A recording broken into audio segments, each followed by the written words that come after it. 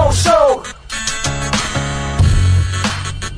This is the Big O Show.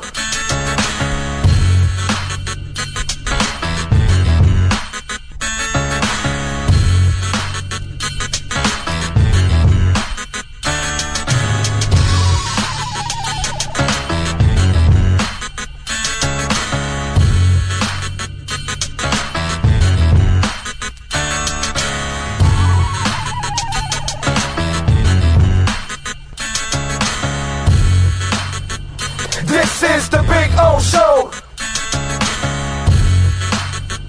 This is the Big O Show. This is the Big O Show.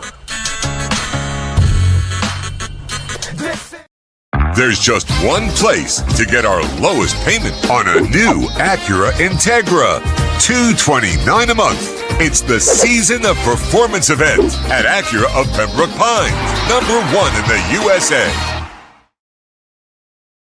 When presenting an award to an employee, athlete, executive, or fantasy GM, make sure you call Orvieto's Awards and More. For 35 years, these custom award specialists have been providing plaques, trophies, custom framing, while providing state-of-the-art laser and computerized engraving, UV printing, and glass crystal etching. They do all their engraving and printing in-house for quality control. Call Charles at 305-949-8098 or visit them at orvietosawards.com. Orvieto's Awards and More, where recognition is rewarding.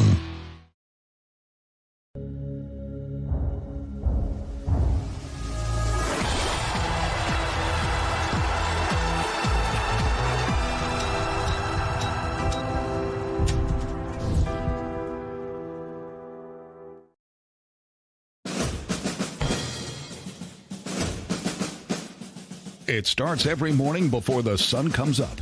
Projects are laid out. Plans are made. Equipment is fueled and loaded with inventory to handle all service requests. Orders are given to an army of skilled landscape maintenance professionals, certified arbor trimmers, irrigation technicians, and licensed pest management experts who fan out to communities and businesses all over South Florida. Experienced, on time, and dependable. Our staff is fully trained, licensed, and insured. Contact us by phone, email, social media, or through our website to answer all your landscape questions. We are Cutter's Edge. Total Landscape Solutions. For over 16 years, EJDconstruction.com has provided South Florida residents quality craftsmanship, accurate project management, and exceptional service. That's why EJDconstruction.com is an A-rated member of Angie's List and the Better Business Bureau. When you're looking for the right custom home builder for additions or home remodeling, please call my friend Eric at 305-433-4843. That's 305-433-4843 for EJDconstruction.com. It's game day at Toyota of Hollywood. Our All-Stars are here to give you our MVP experience. Join the fun and feast on discounts up to $4,500. Huddle up and score big on a 25 Corolla. Not $26,000, $17,988. It's a tailgate party you don't want to miss. So gobble up the savings at the #1 volume Toyota dealer. Toyota of Hollywood on 441 between Hollywood Boulevard and Sheridan Street. Open till midnight. When it comes to your smile, confidence is so important. At Moody S Dental, they provide the services to get your smile back. This family-run practice prides itself by offering the latest technology to give your family the best experience possible. Moody S Dental has been in business for over 30 years with offices in Hialeah and Plantation. They accept most major dental insurances. They provide free new patient exams, 20% off select treatments. To qualify, please follow us on Instagram at moodys.dental. Moody S Dental has been in business for over 30 years. To schedule an appointment in Hialeah, call 305-821-0231 and Plantation 954-692-6825. From Invisaligns, dental implants, same-day crowns, and the preventative care and preservation to get your smile back. Go to moodysdental.com to find out more and tell them Big O sent you.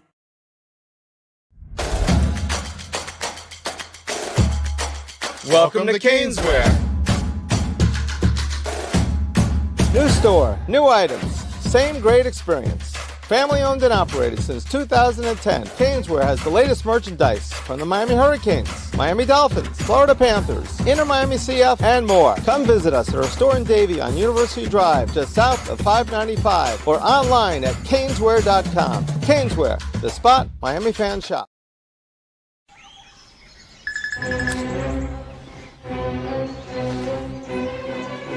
Oh, Sam, not again.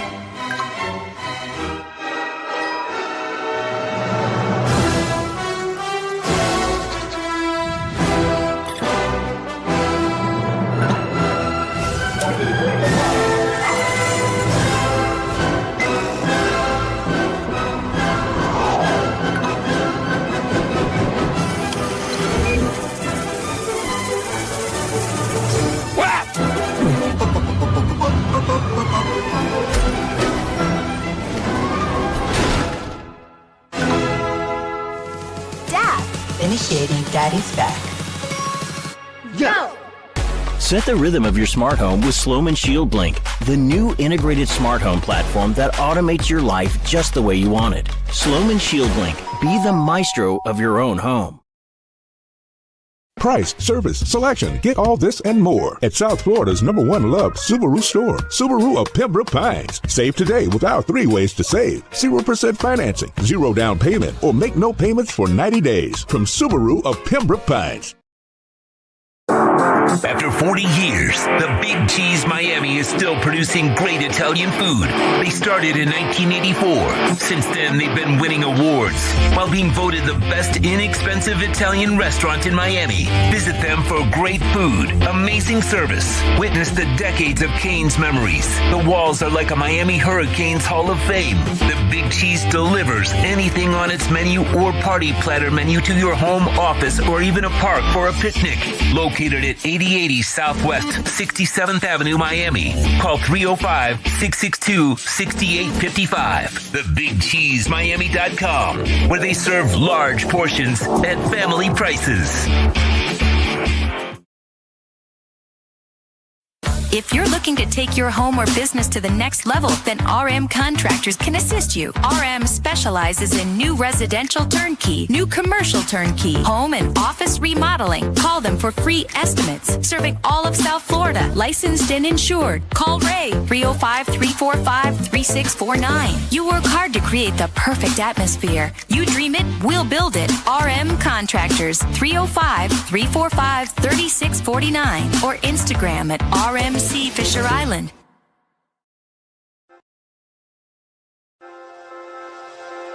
Hi, this is Jeff Welt from Welton Rayom. Dan and I have been in business together for over 22 years. We're not your typical lawyers. When Dan's not working in the office, he's flying his stunt plane. When I'm not in the office, I'm either getting tattooed, bowling, riding a motorcycle, or going to concerts. We might not be your typical attorneys, but we are aggressive attorneys, and we'll do whatever it takes to get you what you deserve.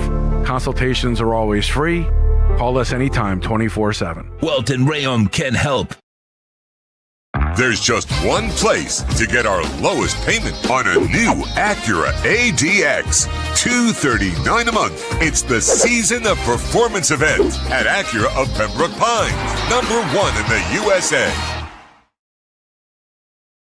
The viewpoint statements or beliefs expressed on the following program by the host, guests, or callers are not necessarily the opinions of FantasyXS.com, Media Group Inc. ownership, management, sponsors, or website.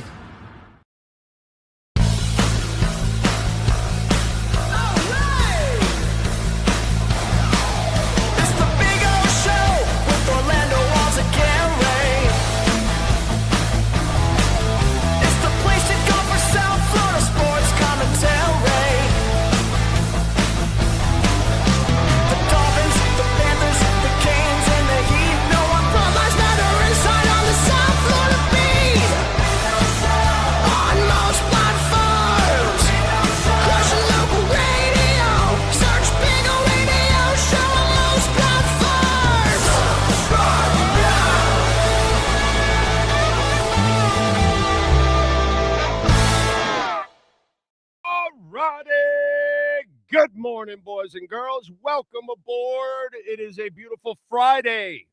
The weekend is here, although we'll be back in action tomorrow afternoon doing a show. Friday, February 6, 2026. Day number 19,013 since the Miami Dolphins won the World Championship. And it is day number 8,796 since the Miami Hurricanes were national champions. There you go. We are a couple of days away from the Super Bowl. Seattle is favored by 4.5 still. New England and Seattle over and under is 45.5. Seattle is minus 230 on the money line. New England is plus 190 on the money line. So there you go. We'll talk to David Furones today on Le Programme. We'll talk a little Dolphins with him. The question, I've been talking about this for a few years now. So for me and on this show, it's not really hindsight or any of that shit. As you all know, we mostly play chess on this show. We're way ahead of everybody else on everything pretty much on sports locally here. And so I've been talking about how incompetent the Heat have been forever. And, forever I've gone back and forth with the Heat Nation, who are as delusional as it fucking gets. Okay, because like they fall into this crap that they think they're going to get a star and they never get any more stars anymore. Okay, even the Jimmy Butler one doesn't count because nobody wanted Jimmy Butler, to be quite honest. And he's really not a number one. He was a number one here because you didn't have anybody else. He's really not a number one. He's more of a number two, if anything. But here he had to be a number one because you don't have a one or a two. Bam on his best days might be a three. That's maybe on his best days. He doesn't have those best days enough to be a three. You know what I'm saying? So it's just one of those things. But it's just kind of the way it is. And so last night we saw that once again, okay, they didn't get it done, which, I didn't expect it. And the Bucks actually were smart. What they're doing is they're going to put this crap off till the summer so more teams join in and they have, which less chances for the Heat, by the way, because their offer wasn't strong enough now. Well, in the offseason, there's going to be stronger offers. Plus, it would be stupid to actually make this trade. But I digress with that. I'm not even going to get into that. I just want to get into the incompetence that the Miami Heat have turned into as a franchise. And I hope that people start catching up to our show and all that, where all the people that are on the beats now, okay, and let's start calling things like it is. Mickey Harris, the Harrison family no longer wants to do anything it takes to win. They won't. They're too frugal. They're too systematic. They want to be very selective when they take a chance. And so it is what it is. They're afraid to tear it down as an ownership because they're afraid that people will lose interest in the Heat because they're going to lose and go into the lottery for a couple of years. And so as ownership group, they refuse to do what it takes in order to get better in the NBA. And those of us that are NBA fans, and, I consider myself a pretty educated NBA fan, and I see the landscape, and I understand that in order to get better, you have to tear it down. The old system that the Heat had, it worked for many years. For a couple decades, it worked. It doesn't work anymore. The aprons and everything have killed it. You have to go the hard route. They're not willing to do it. Maybe they don't have confidence in themselves that if they go into the lottery, they end up like the Sixers. They don't end up like the Rockets or the Pistons or the OKC Thunder or the San Antonio Spurs. The teams that have actually bitten the bullet have become terrible, went into the lottery several times, and look at them now. You want to look like this, or you want to look like the guy that has his brain splattered on the window after Scarface blows it out. Look at you now, because that's what you are. So Pat Riley and the ownership group. I'm going to leave Spo out of this because he's the only elite thing left in that organization. The only elite thing left in the organization is Eric Spoelstra. The front office or the ownership group is no longer top notch. And we have to put now the Miami Heat in the same place with the Dolphins and the Marlins. They're incompetent. And they have proven that for 10 years. You do know that, right? Incompetence is signing Whiteside and Deion Waiters, and incompetence is trading for Kyle Lowry, Dwayne Dedman. Incompetence is trading for Terry Rozier. Incompetence is bringing Danny Granger and Bob. I mean, it is endless the amount of incompetence that the Miami Heat have shown in the last 10 years since the Big Three left. And in spite of that, Spo got them to 2 finals. In spite of that, in spite of them, okay, in spite of ownership and the front office unwilling to do what it takes, Spo gets the max out of everything else. This isn't about wear and playing time. That's minor league talking points for anybody that doesn't know shit about the NBA, doesn't really follow it or whatever, okay?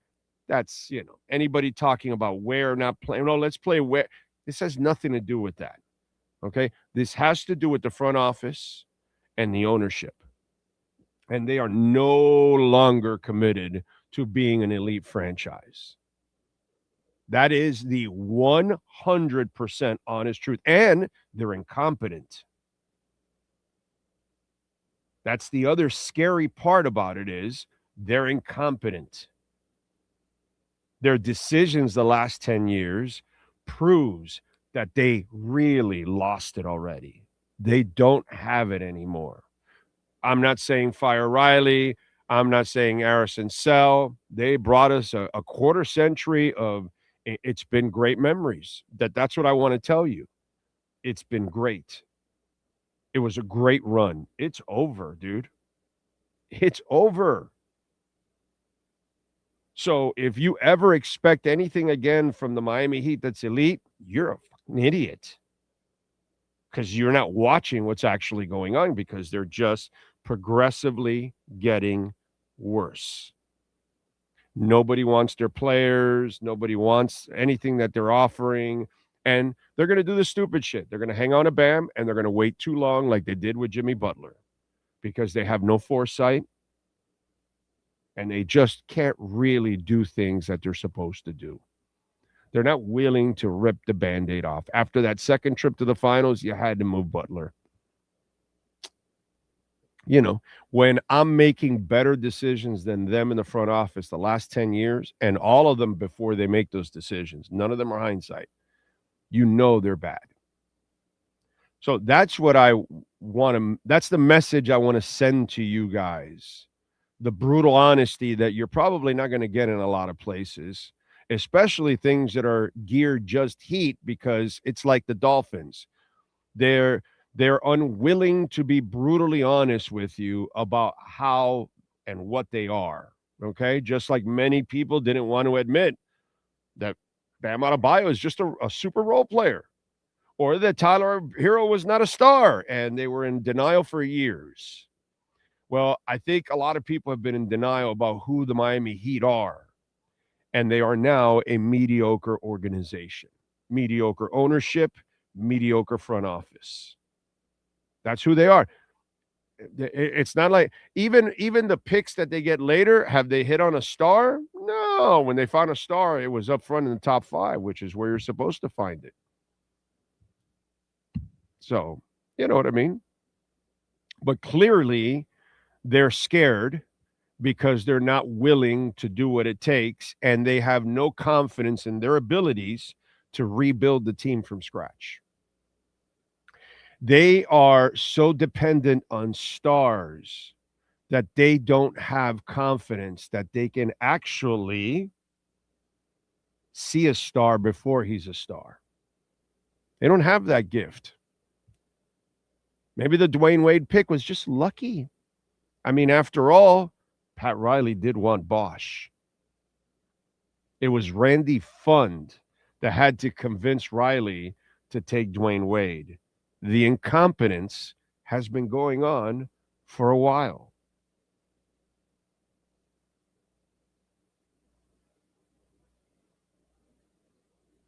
So, it's just the way it goes. Listen, man, everybody's time comes and goes. Pat Riley and Mickey and the Harrison family, their time has come and gone. That's it. It's over. It's over. Done. So watch the Heat. I'll watch them. I'll support them and all that. But I have no expectations anymore from this organization because that's what ownership and the front office have told me. They're no longer good enough. You know, Don Shula wasn't good enough at one point. That's just kind of the way it goes, you know? It's going to end. It's going to end. It never, ever continues. I think we've had that conversation here. Isn't hindsight either, right? I think I was telling you that with the Panthers.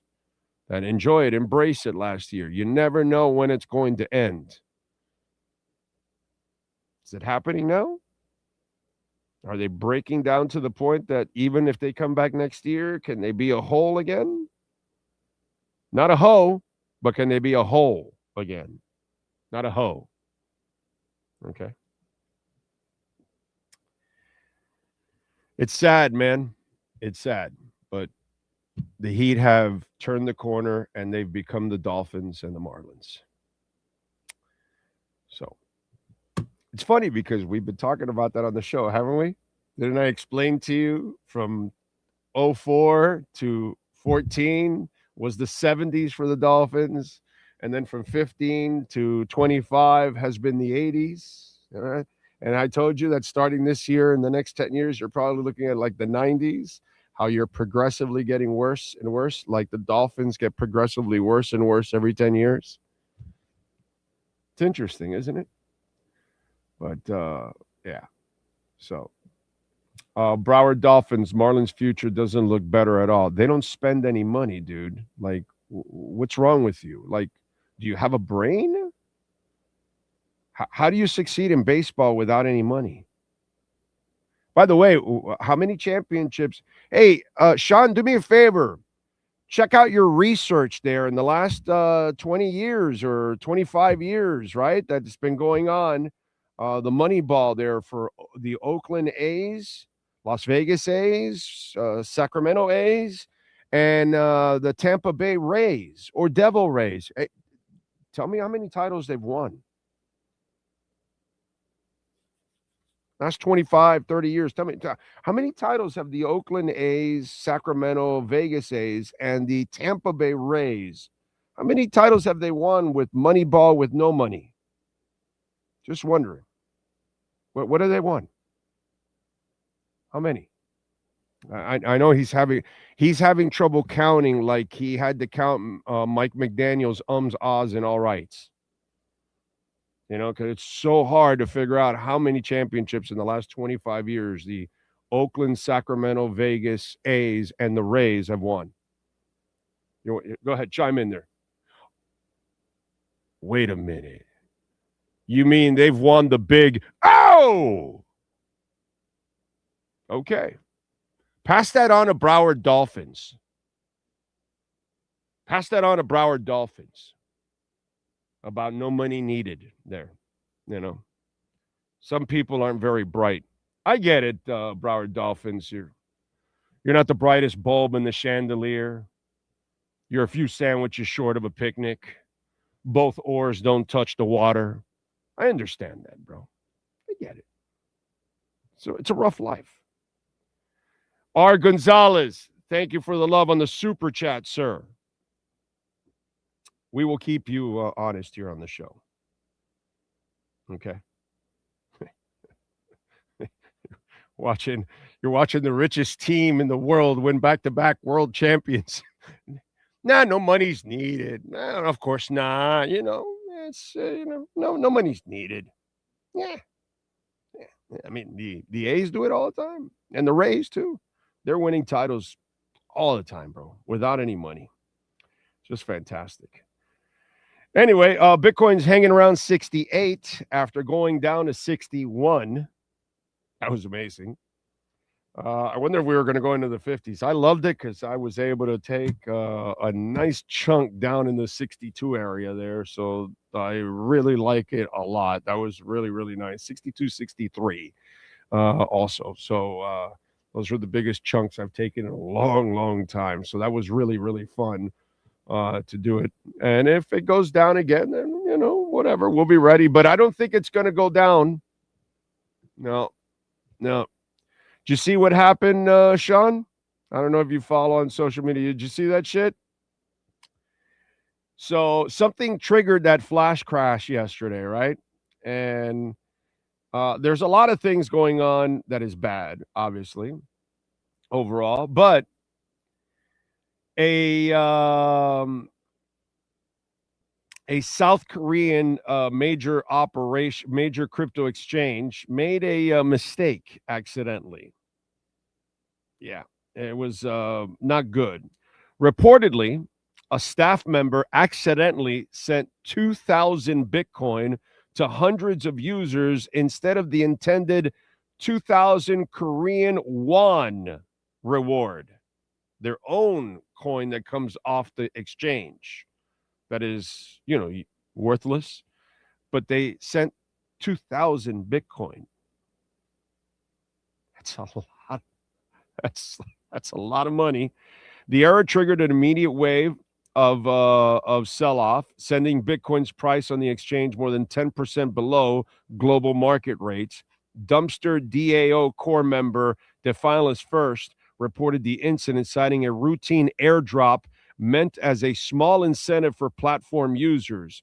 Amidst the chaos, some users reportedly benefited significantly from the mistake, selling their unexpected Bitcoin windfall at market prices. That is crazy shit. Okay. The accidental Bitcoin distribution has raised questions about internal controls and risk management at crypto exchanges, particularly those handling high-value digital assets. Crazy to think that an exchange can still do paper trading like this even in 2026, somebody wrote. Notably, however, the Bitcoin price crash was largely confined to Bithumb due to the exchange's isolated order book. Users sold massive amounts of Bitcoin directly to Bithumb, overwhelming its liquidity and causing a 10% local drop. Other exchanges remain unaffected because the selling pressures didn't enter their markets, and global arbitrage mechanisms hadn't adjusted its discrepancy, keeping the impact largely contained. Notwithstanding, the incident highlighted the operational risks that can persist even in major exchanges despite years of industry maturation. It also shows how a simple input error can cascade into a severe market disruption. Bithumb did not immediately respond to BN Crypto's request for comment and has not yet released an official public statement. Still, the event could influence market confidence in the short term, particularly on exchanges where operational errors have immediate price consequences. And this is why, I hope that this was their Bitcoin, the exchange's Bitcoin, not any customer's Bitcoin. And this is why you don't keep your crypto on exchanges. How many times do we talk about that? Okay? Move it to your cold storage wallet. That way, you never have a problem. You never have to worry about any hacks. You never have to worry about any airdrops by accident. You never have to worry about a dirty employee that gets in there like they did with FTX. There's a lot of things that have gone on in the past. Not your keys, not your crypto. You have to live by that. It's the only way you can live. So there you go. All right. Don't forget to smash the hell out of the like button. All right. And you can make a donation to the show, Cash App or Venmo. You can send in your questions, comments, insults, all kinds of good stuff. And we always appreciate that there because we get 100% of the donation, We love the super chats, but YouTube takes away 30%. By the way, Bitcoin is at 68,164. The Dow is up 335 points. The S&P is down almost 16 points. And the NASDAQ is barely up almost a point. Almost. Just under a point. That's what's going on in the markets. All right. We will talk to David Furones in a few. Do want to remind you, all year cooling and plumbing. We love talking about Tommy and all the great people at All Year Cooling and Plumbing. They've been at this. This is their 53rd year now. Same day service and installs. And when it comes to All Year Cooling and Plumbing, they are number one here in Florida. They offer you extended warranties, financing available, same day installations, free repairs, 7-day-a-week service. And by the way, Homestead to Vero Beach here in South Florida, and also new location on the Naples side here on the West Coast. And we got a lot of people watching and listening on the West Coast. So if you need any AC or plumbing issues, I hope you don't have any, but if you do, please call All Year Cooling and Plumbing. I've known Tommy and his dad, rest in peace, for many, many years. His dad is the one that sold that AC right there that I have in my home, and it's now going on its 16th year because we got it in 2010 when we were over in 640 Sports. Actually, we had left QAM, went to 640 Sports. I remember back in the day. Go to the website, allyearcooling.com. You can get a free estimate there. They've got over 350,000 satisfied customers. Visit our friends at allyearcooling.com. All right, Jeff in Long Island is in the house. Gus 1388, Stony Stanley, Alexis Palenzuela, Christopher is in. Isn't it the off season? Why don't we all take a break from this organization at least until August? Well, I mean, we'll talk about stuff that actually matters when it's happening, and we'll see. We'll see what happens. Big O has burned so many bridges. No, dude, I don't. They're all sponsored, Spooky. I can call people and get them on. I don't want to do that, bro. So I can bring on Chris Perkins, or I can bring on somebody else, but it's all by choice, my brother. You know what I mean? And if you don't like it, you can get the fuck out of here too, dude. I'm not worried about it, man. You know what I mean? So it has nothing to do with that. I do it because I eliminated it. I kind of control what I want to do here. It's boring to keep talking about the same shit with 3-4 people a week when there's no progress, nothing going on. So it is what it is, dude. But whatever, Sneak Attack is in. NorCal is in. Papo is in. Lisa Rose. Big Johnson. Kosa. Let's see who else. Ty in the Bronx, Juan Rosa,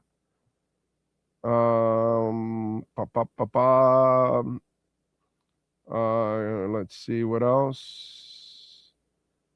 Think Blue Dodgers, Horn Dog, Jay Bird smashing it. I'll see you tomorrow. Jay Bird will be there. We'll be broadcasting live from 5 to 7 p.m., by the way, over at the stadium. So come on by and say hi.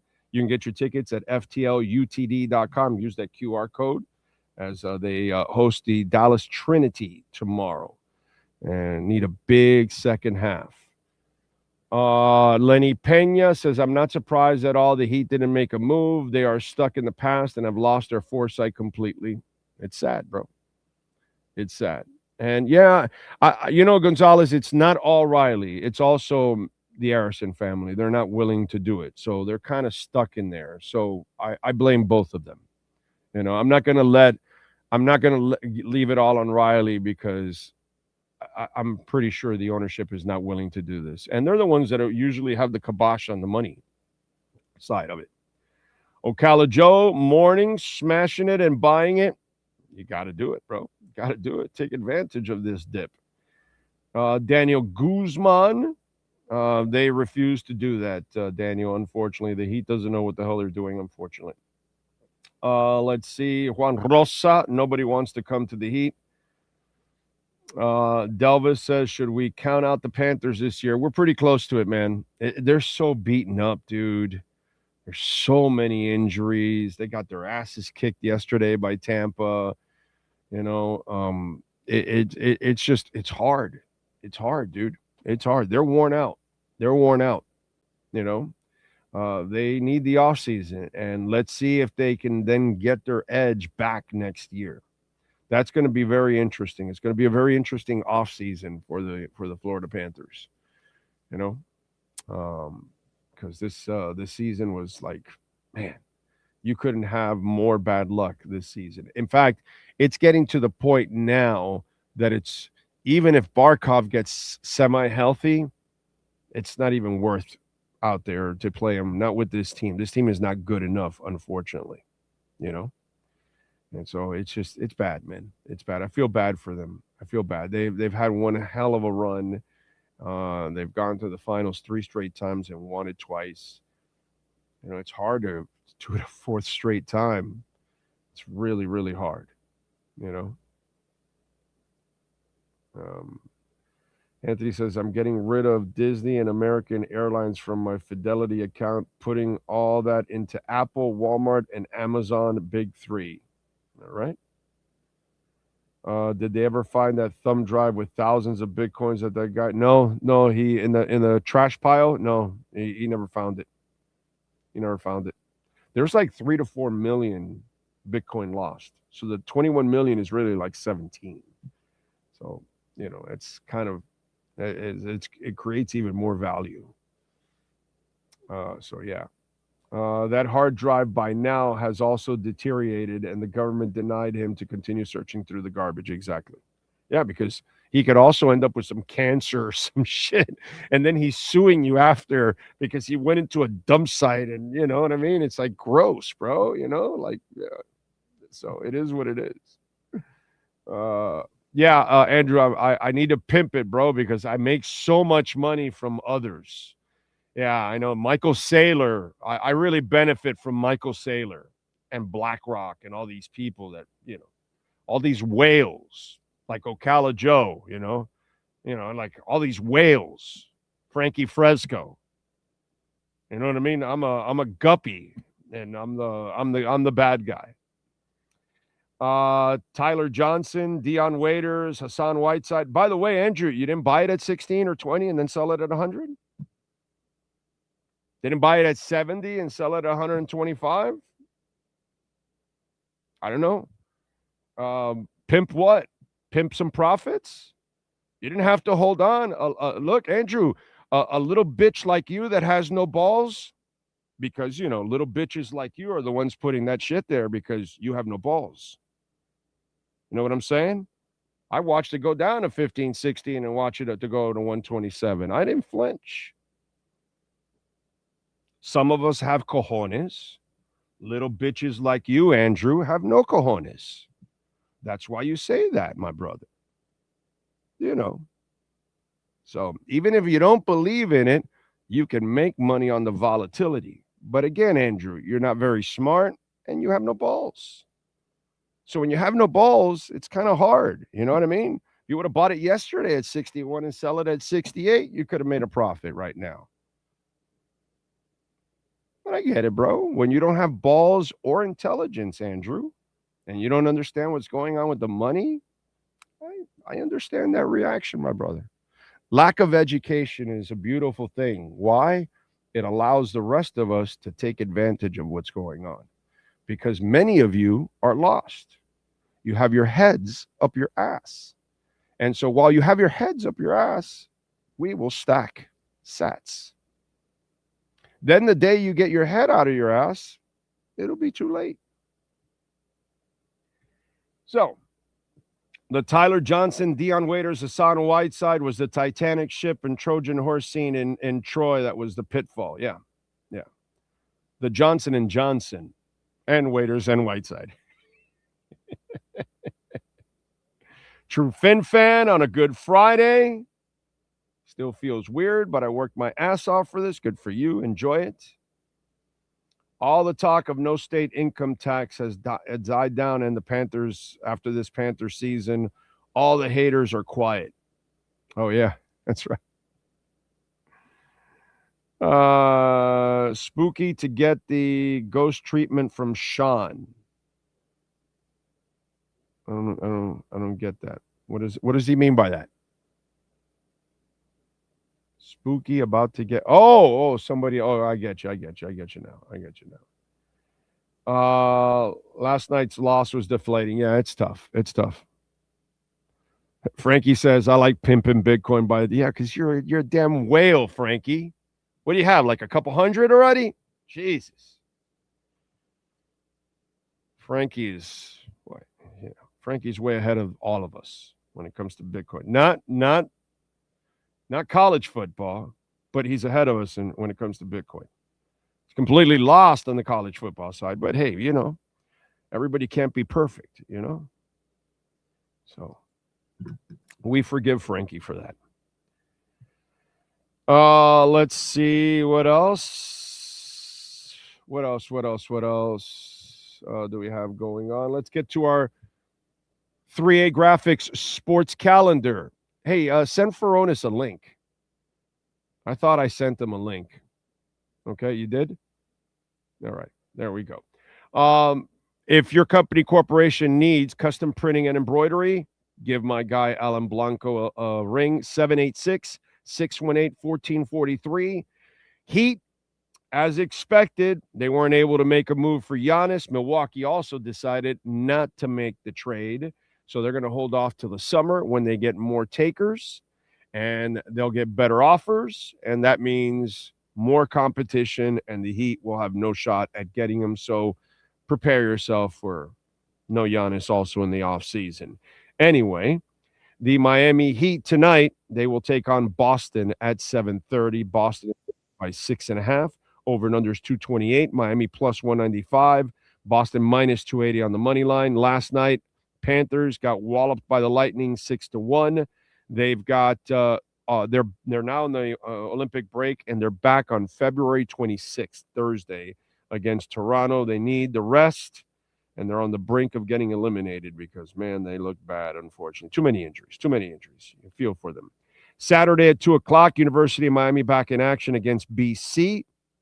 Miami is 17-5, 6-3 in the ACC. BC is 9-12 and 2-6 in the ACC. So you better win. Saturday night, we're going to be there in Davie at Beyond Bankcard Field as Fort Lauderdale United is hosting Dallas Trinity at 8 o'clock. We will be broadcasting live from there from 5 to 7 tomorrow on the show.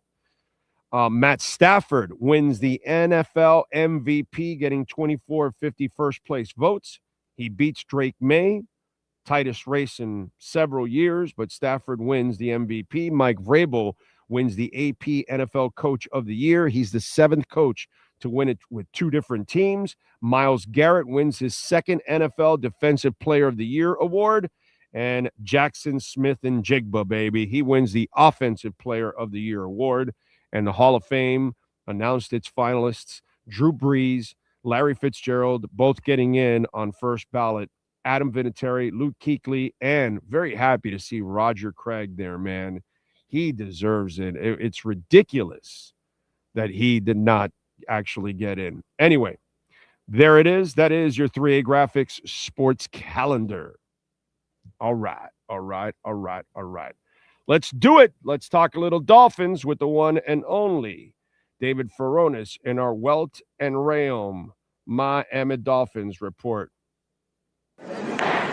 All rise, football fans, as the Welt and Rayom Miami Dolphins report with David Furones is in session.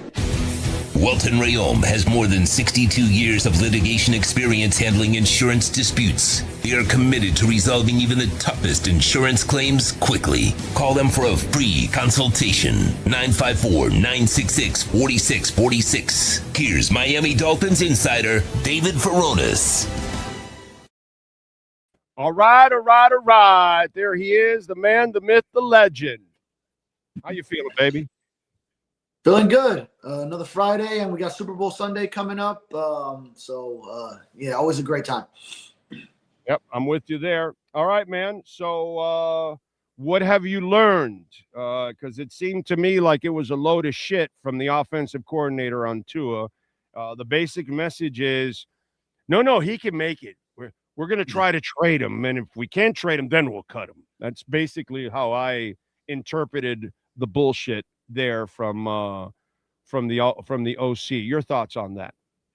Yeah, I mean, Bobby Slowick as being promoted into offensive coordinator, being with Tua as passing game coordinator last year, is not the one to go and answer about the personnel decision that is coming for the Dolphins. And John Eric Sullivan, of course, didn't want to make any grand determinations when he spoke. Was it last week or 2 weeks ago? Whenever they were introduced, but that decision will ultimately land on him. And I think you can tell from what they're saying that they're going in the direction of moving on from Tua. We've discussed it on this program how that's just the way the organization needs to go in order to move forward. And it just makes sense salary cap wise, as far as just establishing a new culture. I think for Bobby Slowick, he's trying to do right by a player who he did coach just last season. So, obviously it was tough for Tua. It was tough on Tua. The results were not there. We all saw what happened. He was there behind the scenes in meeting rooms and film rooms with the team in the locker room, on the field when all these struggles were going on. And, he's trying to do right by a player that I'm sure he genuinely does feel, hey, a comeback story can happen for him. He's trying to do right by the organization who gave him the message that, yo, this is how we're going to handle this. Because even in that press conference, he told you guys he's going to be a complete cheerleader, because he said the line, is he on the roster? Oh, then we love him. He said that. Right. For what? Was it HN? Whatever. No, it was another person or something on the roster or whatever. And he said, oh, he's on the roster. Well, we love him, of course. So he's not going to talk down anything. This has nothing to do with this. Has at the end, I think when this has to do with an organization trying to talk up the player that they're trying to dump. Okay. Nothing more, nothing less. They don't give a shit about Tua. They give a shit about the compensation. You know what I mean? I mean, they give a shit about him. They've been with them. Slowick was with them last year. A lot of people in that building are still around, and you establish close relationships. So, I mean, they care about the person too. But and now that Tua in the building, he was a guy. Even when he was benched, so Christmas time comes around, he was giving all his teammates presents. All his offensive linemen, he already had gifts lined up for him. Like, he's that kind of guy around the line. People care about it. I'm not questioning Tua the person. Yeah, I would never. I'm not questioning. But I mean, as far as people, then also the mutual relationship. I'm questioning total Dolphin motivation here. This was all a PR move to talk it up and say, no, of course he could come back and we could work with him, and then that way you could try to entice somebody that might say, well, it's a desperate league for quarterbacks. So now if the Dolphins pay enough of a salary, then they might get some kind of compensation back. Really, that's all they're trying to do here. That's the message I got from that, to be quite honest. He has no future here. There's no part of you that believes he has a future here, right? No, not to return to the Dolphins. But yeah, I mean, I think both sides of that, because yes, you don't want to totally trash the player that you're trying to possibly convince another team to take on, but also I don't think for teams around the league that's going to move the needle so much. Like, oh, Bobby Slowick said he can be a comeback player next year. They're going to make their own decisions off their own opinions, off what they've seen, off. If they end up talking to him, well, I guess if it's a trade, they would. I'm not sure what the communication aspect would be, because it's not like a free agent. That would only be if he gets cut and then he can sign somewhere else. But I don't think teams are going to be tremendously convinced. Like, okay, yeah, the Dolphins are talking him up like every other team would, and then they're going to give up more to try to bring in Tua. So, but yeah, I mean, ultimately both sides of that are. Yeah, I would hope so. So you're expecting June 1st then, right? Because that's the easiest way to take the cap hit in over 2 years, correct? Yeah, and you can announce it this month. One of these weeks. Maybe you take it through the combine, and then it's like early March. Before free agency really kicks in, and you can announce the move, and then just make it with a post June 1 designation. I think a lot of the past post June 1 cuts we've seen, like I recall, Xavier Howard was one of those. Byron Jones was one of those. I can't remember if Emmanuel Ogba. I think Ogba might have been a regular one, but the post June 1 cuts that we've seen in recent years, and they might happen in February, and then it's a matter of then just designating them that way, and then you spread the cap hit a little bit. $67.2 million of dead cap this year, but very manageable as far as what you can do in terms of getting salary cap compliant before the start of the new league year in mid-March. So between that and then releasing Tyreek Hill, the Dolphins would actually be right up in there already. Then you can also save nearly $4 million with cutting Jason Sanders, a kicker who did not kick at all for you last year, and making some other moves like Bradley Chubb, Micah Fitzpatrick deciding on their futures, and you can get yourself back under the salary cap. Yeah, this year it's 22 to 27 million that it's going up. So almost half of what you have to pay goes up from just the off of Tua that you have to pay this year. Almost half of it comes from the increase. So that's not bad. Yeah, I think projections are coming in like it's going to be over 300 million, like 301 to 306. And it was 279 last year. So that's 22 to 27 million dollars that it's going up. Yeah. Even I see it on Over the Cap, and they're projecting as if it's 310.8. So it might be astronomical. Now that would be welcome news for the Dolphins, of course, and for every team if it's that high. But obviously then I don't think that makes it where they could do more in free agency, because that just moves other teams who are in a better salary cap situation to then be able to offer more to. But this is not the year to do anything in free agency. Exactly. You don't do anything in free agency this year. Yeah.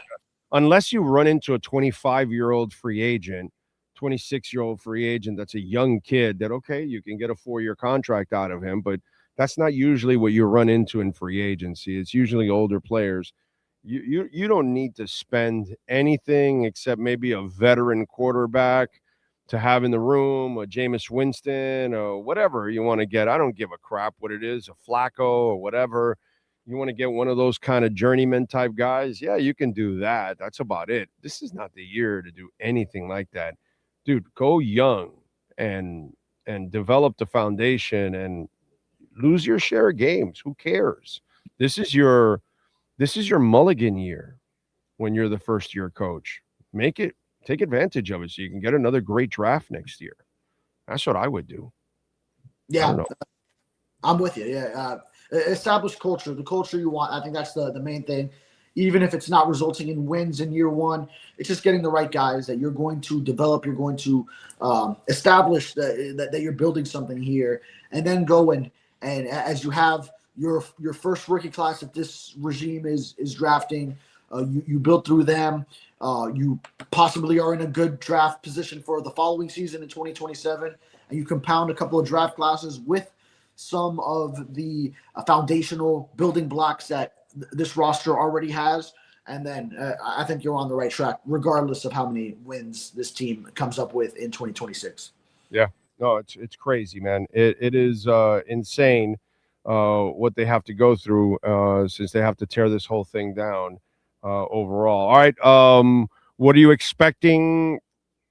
I don't think they'll make any free agent moves, but if you had to think of something, what do they have to at least get outside of a quarterback, which is obvious?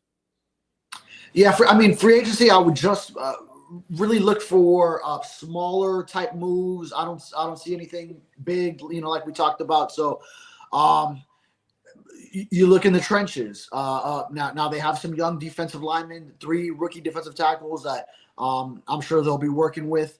Well, they'll have to because they're on rookie contracts. But they have that on that side of the ball. You need edge rushers for sure. So Beyond that, you look at the edge rushing group. They're gonna probably mix in some 4-man fronts. That's what Hafley and Sean Duggan did in Green Bay. So that would be different from what the Dolphins' previous defenses were doing with a lot of 3-man fronts. But Sean Duggan said it'll be based on the personnel they have. So it might be a combination of some 3-4, some 4-3 looks, depending on how much they can transform the defensive front personnel in terms of how much you can switch up those looks.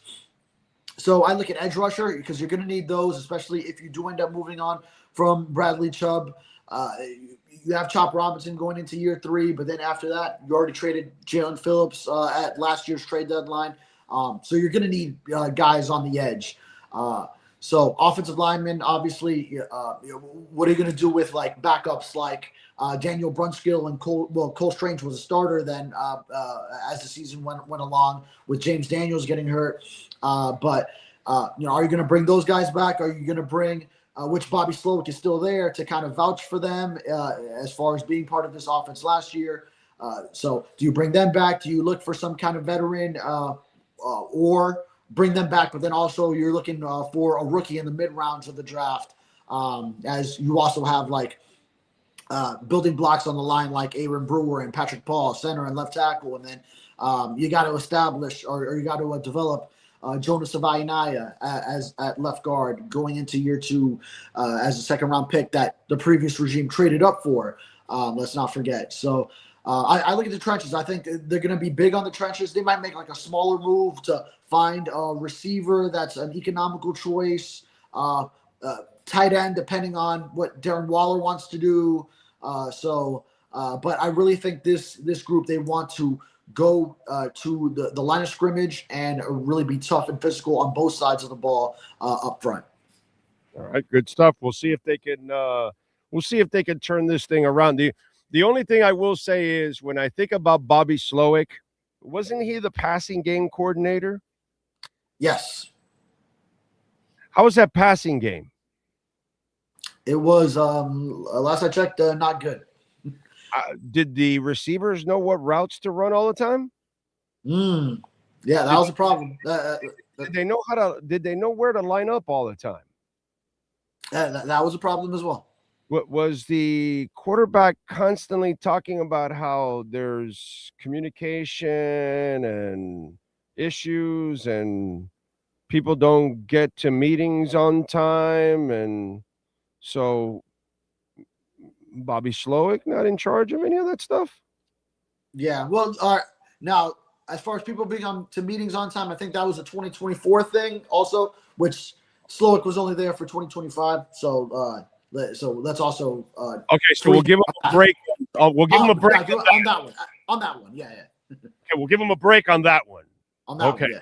Okay, on that one. Okay, but on 3rd and 15 against the Packers, when Waddle and Tyreek asked for off and the 2 backups came in, was Slowick supposed to be in charge of passing? I'm just saying. Wait, against the Packers? Yeah, was he here? Was that this year or last year? The year before. Oh, that was the year before. Yeah. Green Bay at Green Bay Thanksgiving night. Yeah, that was last. Yeah, also the year before. Okay. I know they all blend together. I'm just wondering, like, what did he bring to the table? You know, we're just going off the 1 year with CJ, but then he had a bad year with CJ, and he's had a bad year here with the Dolphins, and now he's the OC. Yeah, I'm because when I started to think about it, I'm like, well, he's a passing game coordinator. Passing game was dog shit last year. Players didn't know where to line up. They didn't know what routes they were running. You know, it's like it was kind of a disaster. And he's part of that disaster. And you elevated the disaster to run the whole show now. So it's an interesting decision. You know what I'm saying? There's nothing from last year that says you got to hire Bobby Slowick. Right? Right. You also have to look at how he was the new guy in the building with a lot of what remained consistent from the previous years of Mike McDaniel, Frank Smith as offensive coordinator, Daryl Bell as quarterback's coach. I mean, there's only so much influence. What remained inconsistent from previous years continued to be inconsistent in his year. That's, I think, a little bit more accurate. I'm just saying. Yeah, no, I mean, all these are fair criticisms. Some of them were just consistent issues from the previous years where he's the new guy with a lot of the same coaches that are running the offense. And then you had a lot of things that I think come down to a lot of overcomplications of the offense. And I know one thing that Halfley wants to do is let guys play fast. So I think there's going to be a balance of simplifying things. Probably Bobby Slowick understands this from being there last year. Maybe can take some of those mishaps, the things that went wrong for him that second year as OC with the Houston Texans, and then just find the right balance where, yes, you're still incorporating motion, you're still being complex so that the opposing defense is on their toes and they don't know what's coming, but then also you make it simple enough where your players always understand their assignments and you only put on their plate what they can handle.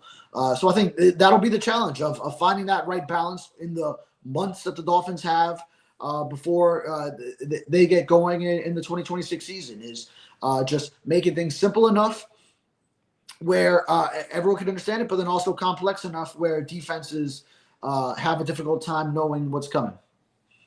All right. What are you working on there at the Sun Sentinel so folks can check you out, young man? Yeah, we got interviews recently on Wednesday, still up on our site, that we got to talk to the new coordinators, of course. So Bobby Slowick, Sean Duggan, and Chris Tabor, the special teams coordinator. So Perk and I were all over the coverage of that.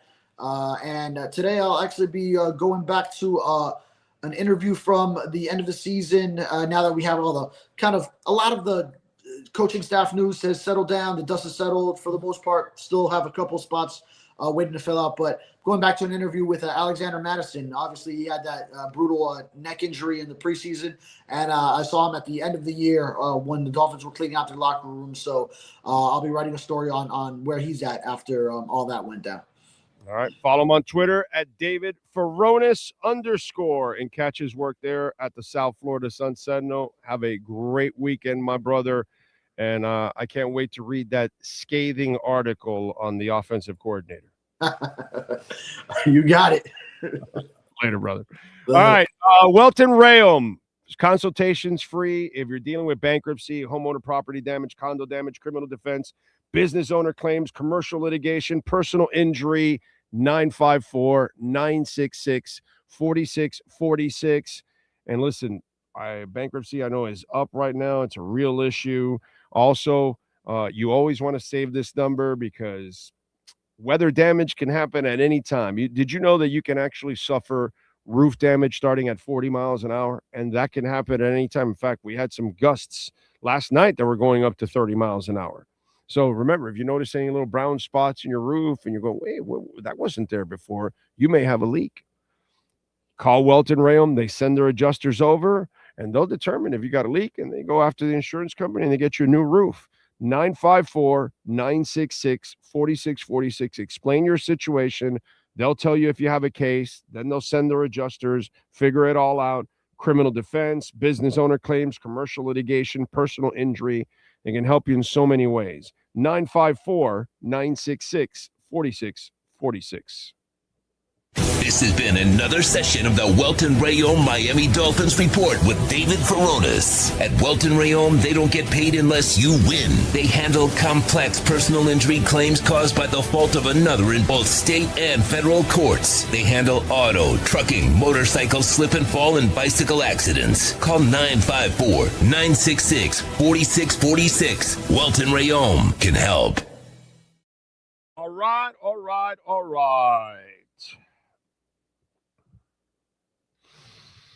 Oh, man. Anyway, what else do we have going on?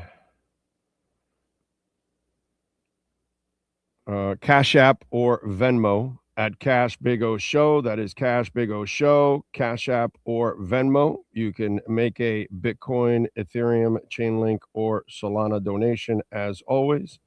and we appreciate it. Thank you. All right. Okay.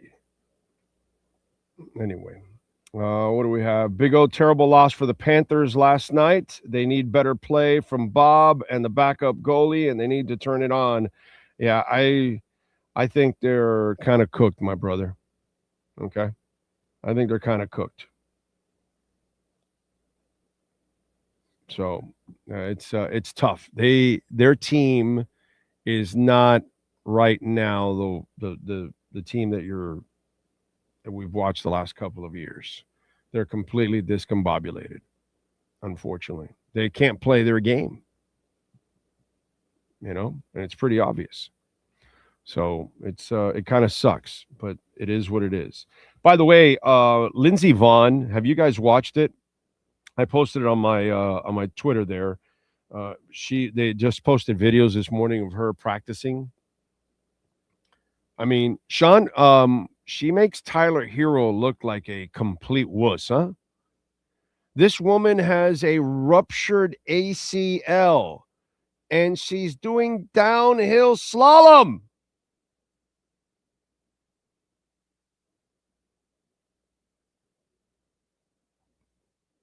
This is like how many tougher athletes can we name in the history of mankind? Like, I remember, what was the name of that guy? He was a Rams player, and he played with like a broken foot in his leg. Didn't he have the TV show too? Wasn't it the same dude? Kuchenberg played with like a broken bone in his back. I remember Favre played with a knee that he could barely move for a Monday night game, and it was actually for a couple of weeks. But in that Monday night game, he was basically on one leg. I remember Byron Leftwich could not move, and they had to carry him from one series to another. After they would get a first down, he'd complete, and they'd lift him and carry him. I remember Michael Chang completely cramping up in the French Open, and he beats Ivan Lendl, and the son of a bitch was serving underhand because he could not serve regularly because he was so cramped up, and still found a way to beat Ivan Lendl, which is just, these are moments that I, in my lifetime that I remember about injured players and athletes in tough moments. And they found Emmitt Smith blows out his right shoulder, and he scores 3 touchdowns against the Washington Redskins. I can say it because it was the Redskins in those days. In the NFC Championship game, I think, to go to the Super Bowl, he strapped up that shoulder, put a harness or whatever, and it was a blown shoulder that if you take hits, you're going to see the stars. And he played with one shoulder. And to watch Lindsey Vonn practice today and finish the runs, like, I was like amazed. Like, I knew she was going to have to do with some kind of a brace, and she has a brace on the knee and everything. But her fearlessness, her toughness, it's at the highest level of any athlete we have ever seen in sports. God, I mean, how do you not respect that? And to me, that was my highlight of the Olympics, is to watch her make that comeback that she's made already at 41 and coming back from all these injuries and everything. Now she suffers this, and she refuses to give up. Lindsey Vonn might be the most inspirational athlete of all time, dude. Of all time. Like, if there's not every bone, every part of you, of your entire being isn't rooting for that woman, you are not a human being, and you're certainly not American.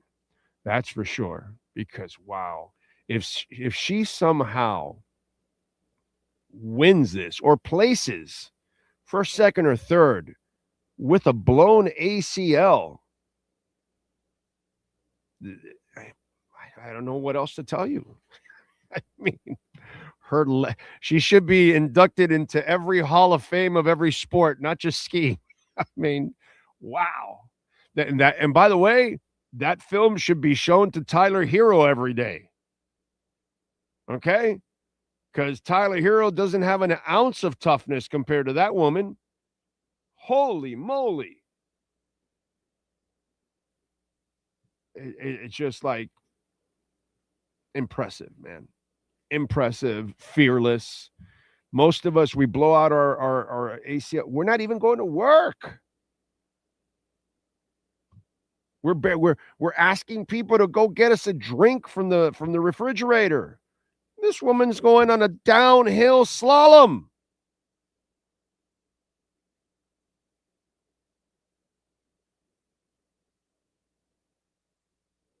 I don't know what to tell you. I mean, I've just never seen anything like this. Never seen anything like this. So impressive. What else do we have here? Frankie Fresco, thank you for the love on the super chat. There was something in the air that night. The stars were bright. Fernando, they were shining there for you and me for liberty. Fernando. Thank you, Frankie. What else? Looks like Memphis is taking a page out of OKC, the Detroit and San Antonios of the world, and are starting over. Wish the Heat could do the same, but they won't. Well, that's because they have no balls. And they have no confidence in their abilities. That's pretty sad. That's pretty sad. I believe if any team explores Tua, it will be a backup and a very team-friendly deal. Yeah, of course. Miami's going to have to pick up a lot of that salary, for sure. I told you guys a while ago where I think he will end up landing, and we'll see if I'm right. We shall see what we shall see. Good morning to you, Jamie Zorria out in San Jose, sir. Jeff in Long Island, wasn't that a McDummy issue? But he's also passing coordinator. He's part of that. You know? So I'm just saying, the receivers coach, the passing coordinator, the offensive coordinator, they're all part of the discombobulation of that offense. Nobody brought any discipline to that offense or to the team, period, because Mike McDaniel did not bring any discipline. But I'm just going to say Bobby Slowick didn't add any discipline to it. I'll put it this way. I'm going to put it this way to you, okay? And this is perfect because I saw it, I watched it, I lived it. If Jerry Sullivan, okay, you know, the GM's dad, if Jerry Sullivan was the wide receivers coach of the Miami Dolphins, Tyreek Hill would know where to line up and how to run a route. So would Waddle. So would every other receiver. And if they didn't, Jerry would have your ass. Okay? Jerry would tear into you. If you rounded out a route, he'd rip you. If you didn't catch it properly, he'd tear your ass apart. Jerry Sullivan was a hell of a wide receivers coach, and his receivers always played well. Okay? They were rarely the problem. They were coached very well. That's why I told you that out of everything, Sully's the one thing that I got to say I may have a little hope for because, dude, if he's anything like his dad, we got ourselves a winner. Because I love Jerry Sullivan. He's one of my favorite Dolphin assistant coaches. He's right up there with like Mel Phillips and guys like that were just impeccable coaches. And Jerry Sullivan was awesome. Love Jerry Sullivan. So if I told you when they hired him, if his kid is half the GM his dad is as a receivers coach, we'll be all right. We'll finally have a dude there. That's all I got to say. So we'll see how far the apple fell from the tree because Jerry Sullivan's a badass in his own right. I don't know why he didn't climb more. I think he had a passion for wide receivers or something, but he has a great mind for the game. I remember interviewing him years ago when he was here, and then I followed his career throughout, and I just think he's a fantastic coach. So that's why I give it. So if he was the coach here, your receivers would have played much better with more discipline, something that Tua needed badly because it's a timing game. So, that's kind of the way it goes, man. What else? Slowy got those Gary Busey teeth. Saw them bad boys at the press conference the other day. Yeah, Brett, the Lightning did smack down the Panthers. The Panthers, they're just not the same team, man. So it's sad. They've had a hell of a run, man. Hell of a run. John Padilla, good morning to you. Ronnie Lott played with a partially torn off pinky finger. Yes. After the playoffs, he had it amputated rather than miss the game with the repair surgery. Yep. I remember that. Although the ACL, I would think, is just slightly a little bit more difficult. You know what I'm saying? I'm going to go with ACL, blown ACL, downhill slalom. Yeah, I'm going to go over Ronnie Lott. I'm impressed that Ronnie Lott cut off the tip and all that. It's great. Fantastic. God bless you. But, tape it up and we're gone and we're good. You could use the other ones to hook. So, it's all good in the hood. But, I'm going to go Lindsey Vonn still. That Lindsey Vonn, man. Downhill slalom. And she's doing it with a blown ACL. The balls on that woman. And I know, women don't have balls, but, this one has got a huge pair. As Red Deer would say, a huge pair. Frankie says, I remember Tyler Hero sitting on the Miami Heat bench for that toe contusion. What an athlete. Yeah, boy. His toughness is second to none. Tyler Hero's toughness, boy, I got to tell you. Brett says, great time to invest in Bitcoin and crypto if you can. Well, I wish you would have gotten into 61.9, 62 yesterday, 60, because it hit some lows yesterday. Where are we at yet? Where are we at right now? Where are we at? 69.15. We're headed to 70. So the 10,000 it went down, it's gaining back most of it already. Easy pickings for some of us. That's all right, baby. That's all right. That's okay. We will stack that Bitcoin anyway. It's all good in the hood, baby. All good in the hood. Let's see. Howdy, Oz, greats. We don't have to listen to the stoner ex-coach anymore. That is a positive because half can talk at least. I agree with that. Half can talk. And that's important because those press conferences were just absolutely brutal. Brutal. Not as brutal as somebody accidentally sending out 2,000 Bitcoin. Oh, my God. Oh, my God. Can you imagine making that mistake?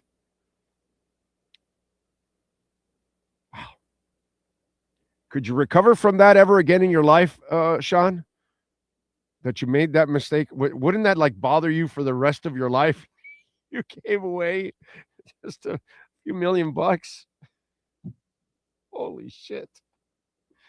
Wow. It's crazy. And they all got it they were able to sell during market value at that time, which was 70. So let's see a second. Just out of curiosity. 70K times $140 million. Holy shit. Wow. $140 million. That was a $140 million mistake. So, Sean, once again, if you made a $140 million mistake, how you going to feel? You're going to jail. You'll lose your job. They'll say it was dirty, but even if it wasn't, you're screwed. Like, how do you pay that back? You know what I mean? Like, my life is over. Wow. He sent 2,000 Bitcoin by accident. It's insane.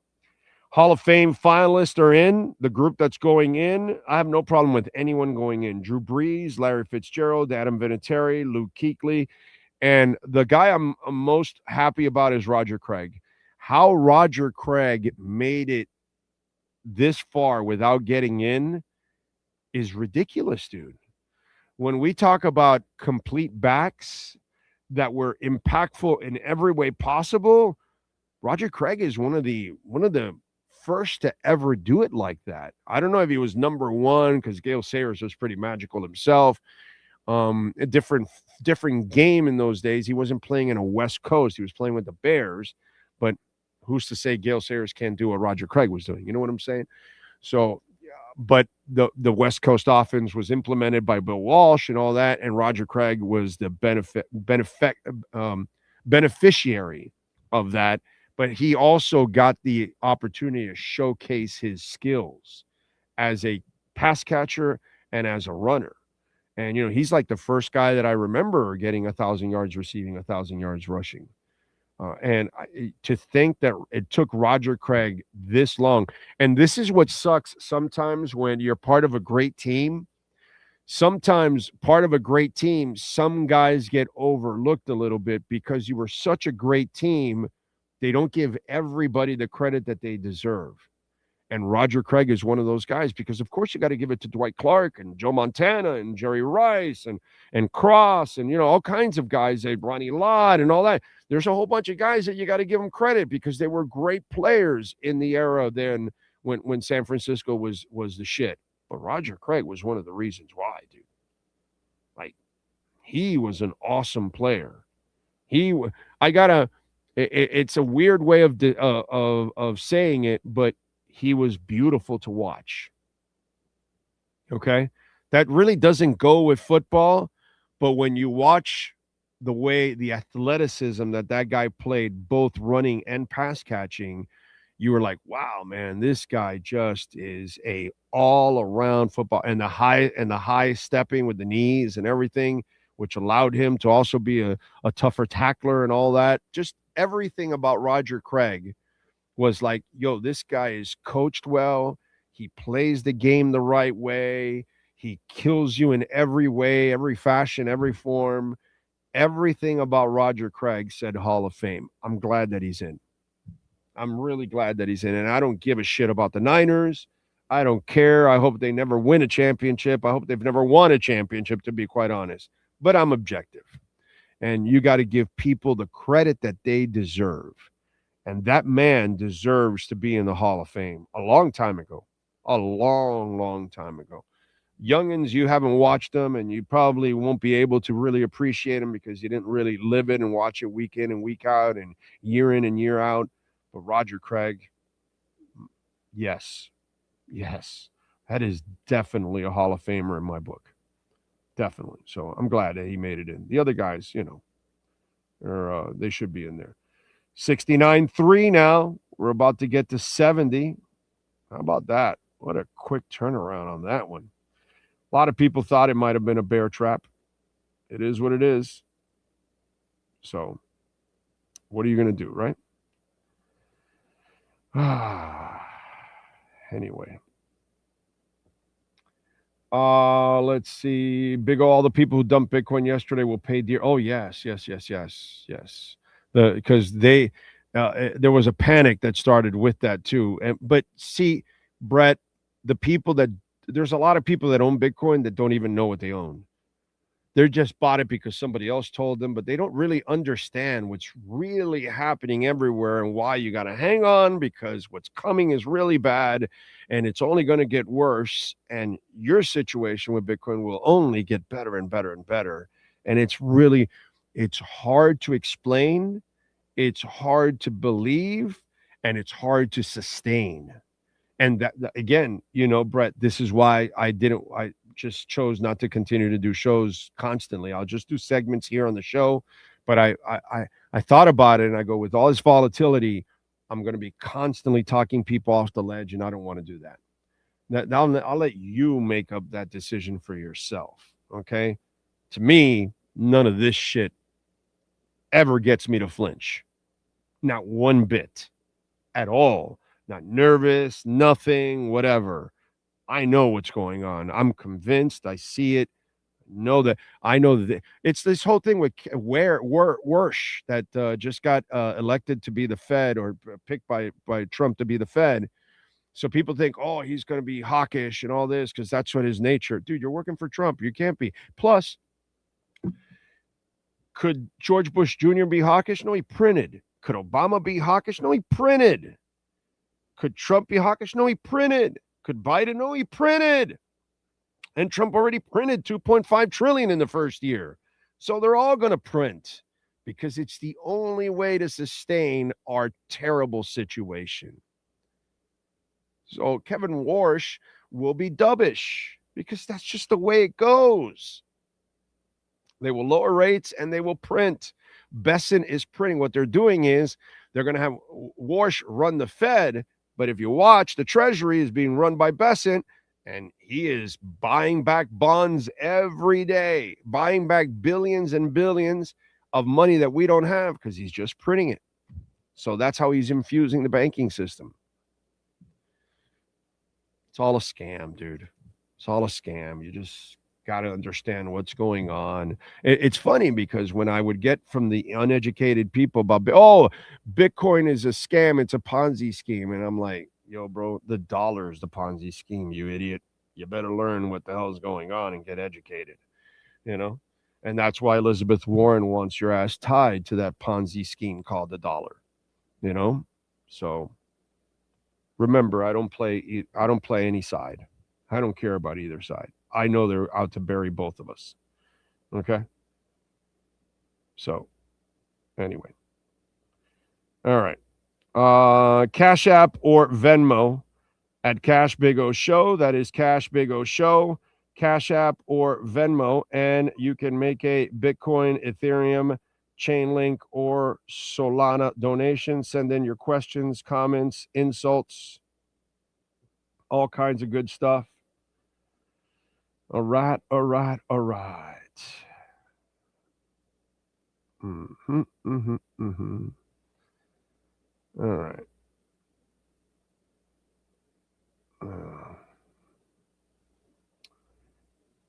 Anyway, what else do we have going on besides an idiot president that posts racial crap?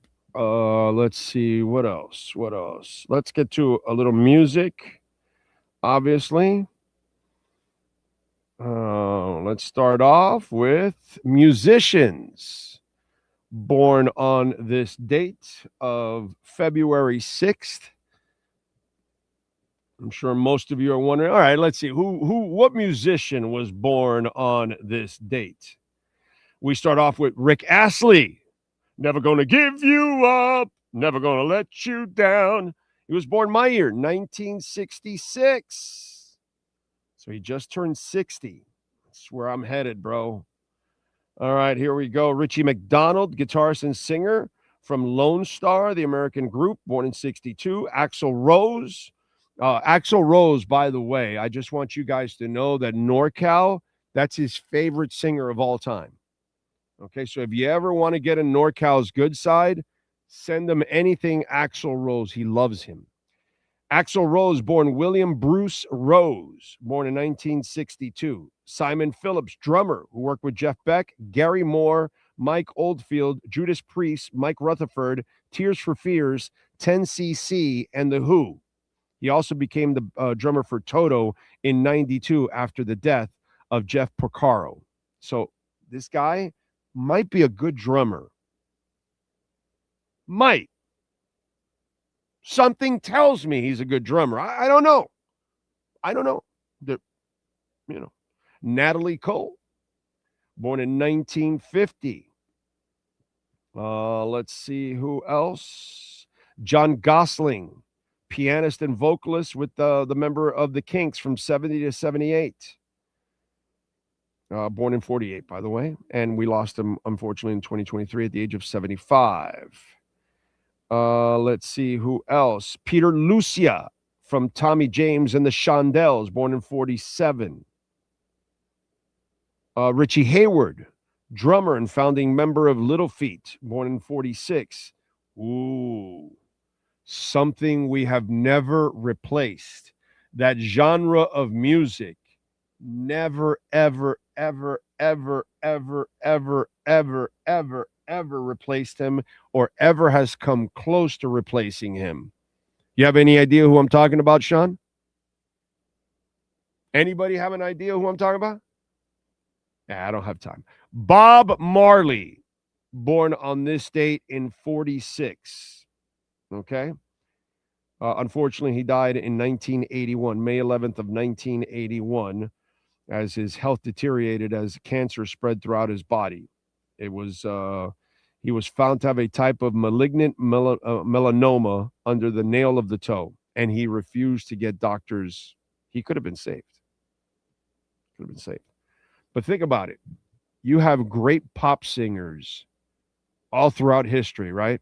From now Beyonce and Taylor Swift, right? And Billie Eilish and stuff like that, right? Bruno Mars, right? You got great pop stars. Gaga, who I freaking love. Great pop stars, right? All the way back to Kingdom Come. You know, who's the next Bob Marley? You know, rock is having that problem now. Rock had great stars, right? And to me, I think Dave Grohl's the last guy. We haven't even developed another one because that's dying too. Rock is having the problem that reggae had. Reggae developed their icon, their number one. We could talk about Jimmy Cliff and the Spliff, and we could talk about all kinds of others, but they don't even come close to Bob Marley. You know what I'm saying? It's the Beatles and Led Zeppelin and Elton John, and you could talk about pop stars and rock stars and back and like elite after elite.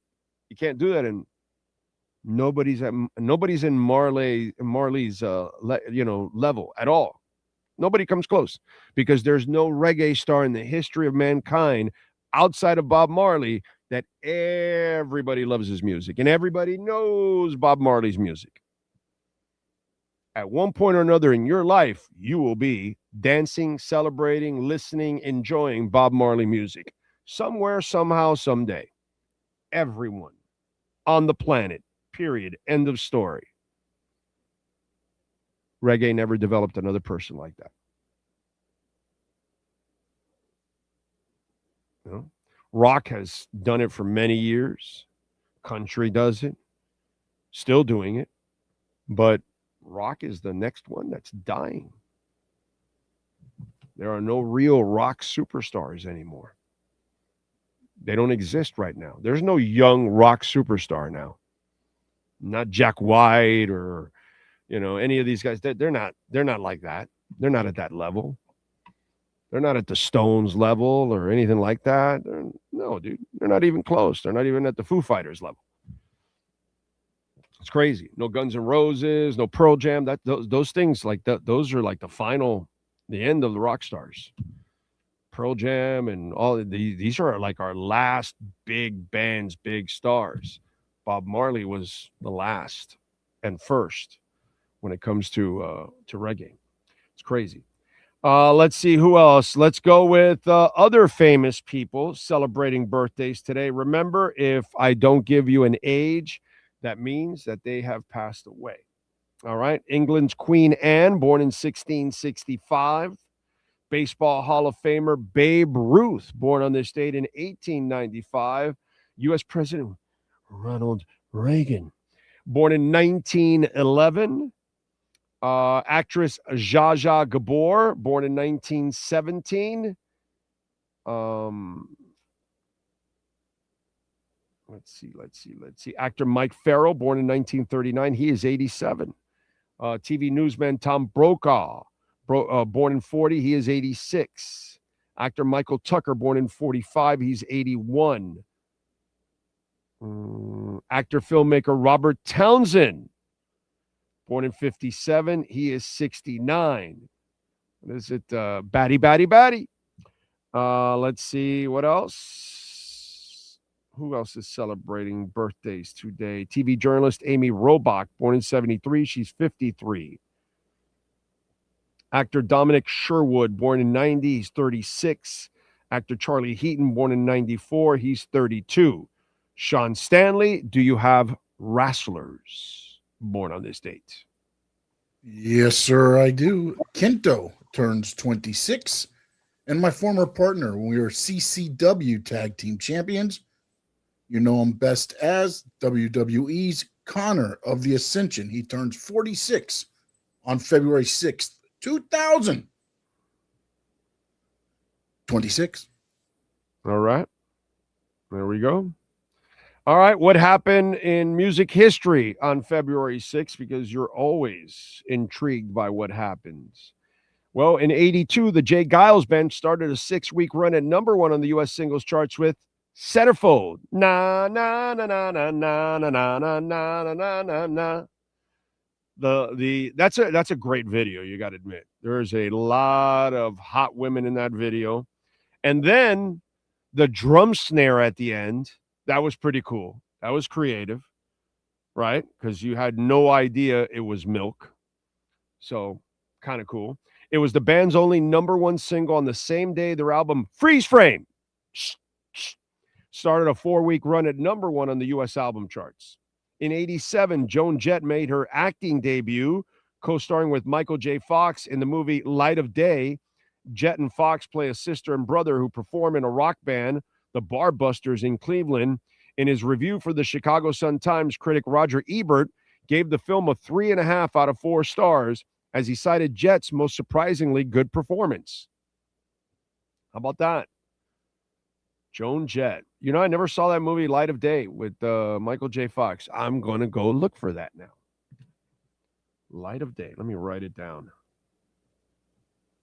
If I don't write it down, I'll definitely forget. Okay. In 90, Billy Idol suffered serious injuries when he failed to stop at a stop sign and crashed his Harley into a car. Folks, stop sign, use brakes. Here we go. In 98, Beach Boy Carl Wilson died at the age of 51 after a long battle with lung cancer. Wilson sang lead vocals on God Only Knows, Good Vibrations, I Can Hear Music. He also sang backing vocals on Elton John's Don't Let the Sun Go Down on Me. Great freaking song. Great song. In 2007, Fall Out Boy released their 3rd studio album, Infinity on High. It features the singles The Carpal Tunnel of Love, This Ain't a Scene, It's an Arms Race, Thanks for Them Emmers, The Takeover, The Break's Over, and I'm Like a Lawyer with the Way I'm Always Trying to Get You Off. Okay. I'll take your word for it. In 2014, Nirvana's Smells Like Teen Spirit was named the greatest song of all time by NME. Smells Like Teen Spirit was one of the last songs written for Nirvana's breakthrough album, Nevermind, which was released in 91. Rounding out NME's top 5 tracks were The Strokes, Last Night, The Smiths, How Soon Is Now, Donna Summer's I Feel Love, and Joy Division, Love Will Tear Us Apart. I agree with all of those, except The Strokes. I'd probably put that way down on the list. That's what I would do, but that's just me, of course. What else? Let me see if there's any. Fabian is 83 today. I was not on the list before. That's it. And that's what happened today in Musica history. All right. Big O, agree 100% on Roger Craig in the Hall of Fame. You know, even Jim Kick was used in a smaller, similar role for the 70s as a third down pass catcher. Yes. But Roger was an all down back. Like, he could do it all, dude. But yeah, I agree with you. Let's see. Oh, I have to turn you on to this British group, Common Saints. He plays all the instruments in his album. Common Saints. Okay. An EP, 70s rock vibes mixed in with some soul, a bit Pink Floyd, a bit Marvin Gaye, Cinema 3000 album. Okay. I will check it out. I got some homework now for the weekend. Let's see. Maybe Greta Van Fleet can make it even bigger. We'll see, but they're not there. They're not there. I love Greta, but they're not there.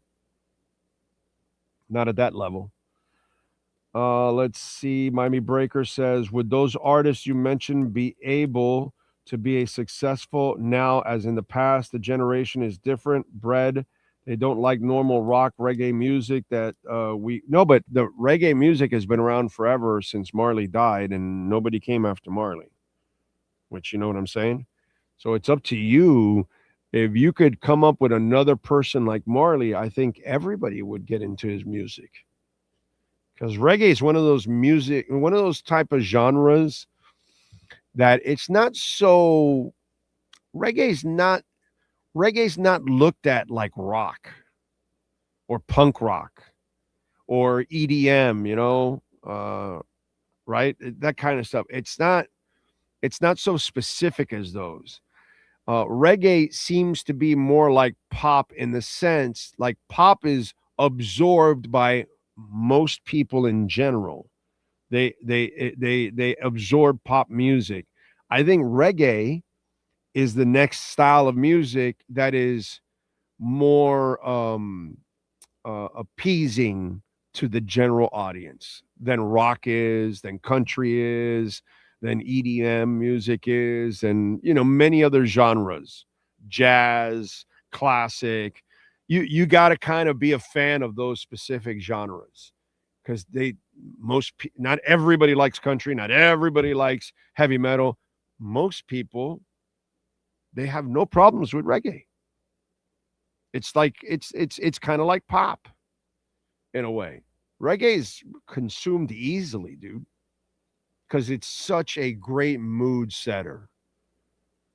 If you're at a bar hanging out, if you're fishing, if you're whatever, it's just you're cleaning the house, whatever the hell you're doing. Reggae goes with everything, bro. Reggae is just a great mood setter, you know? So I just think they never could ever come up with that star again. And now music has changed. You are right. But it's also changed because overall the musicians aren't as good. That's just kind of the way it is. That's why everybody spends their time copying and stealing everything from the past so they can create stuff now, you know? But yeah, I mean, that's just kind of and I hate to be the old man on the lawn, but there's no comparison with music nowadays. None whatsoever. You know?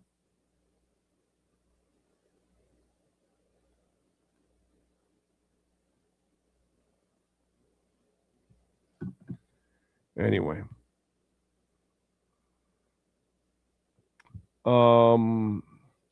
Music trivia. Elton John tried out as a vocalist for King Crimson at one point, but was turned down.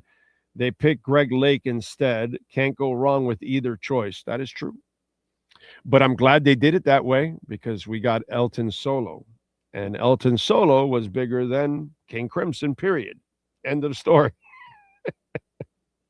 So, you know, as good as King Crimson was, they don't even come close to Elton John's greatness. You know what I'm saying? So I'm glad we got both.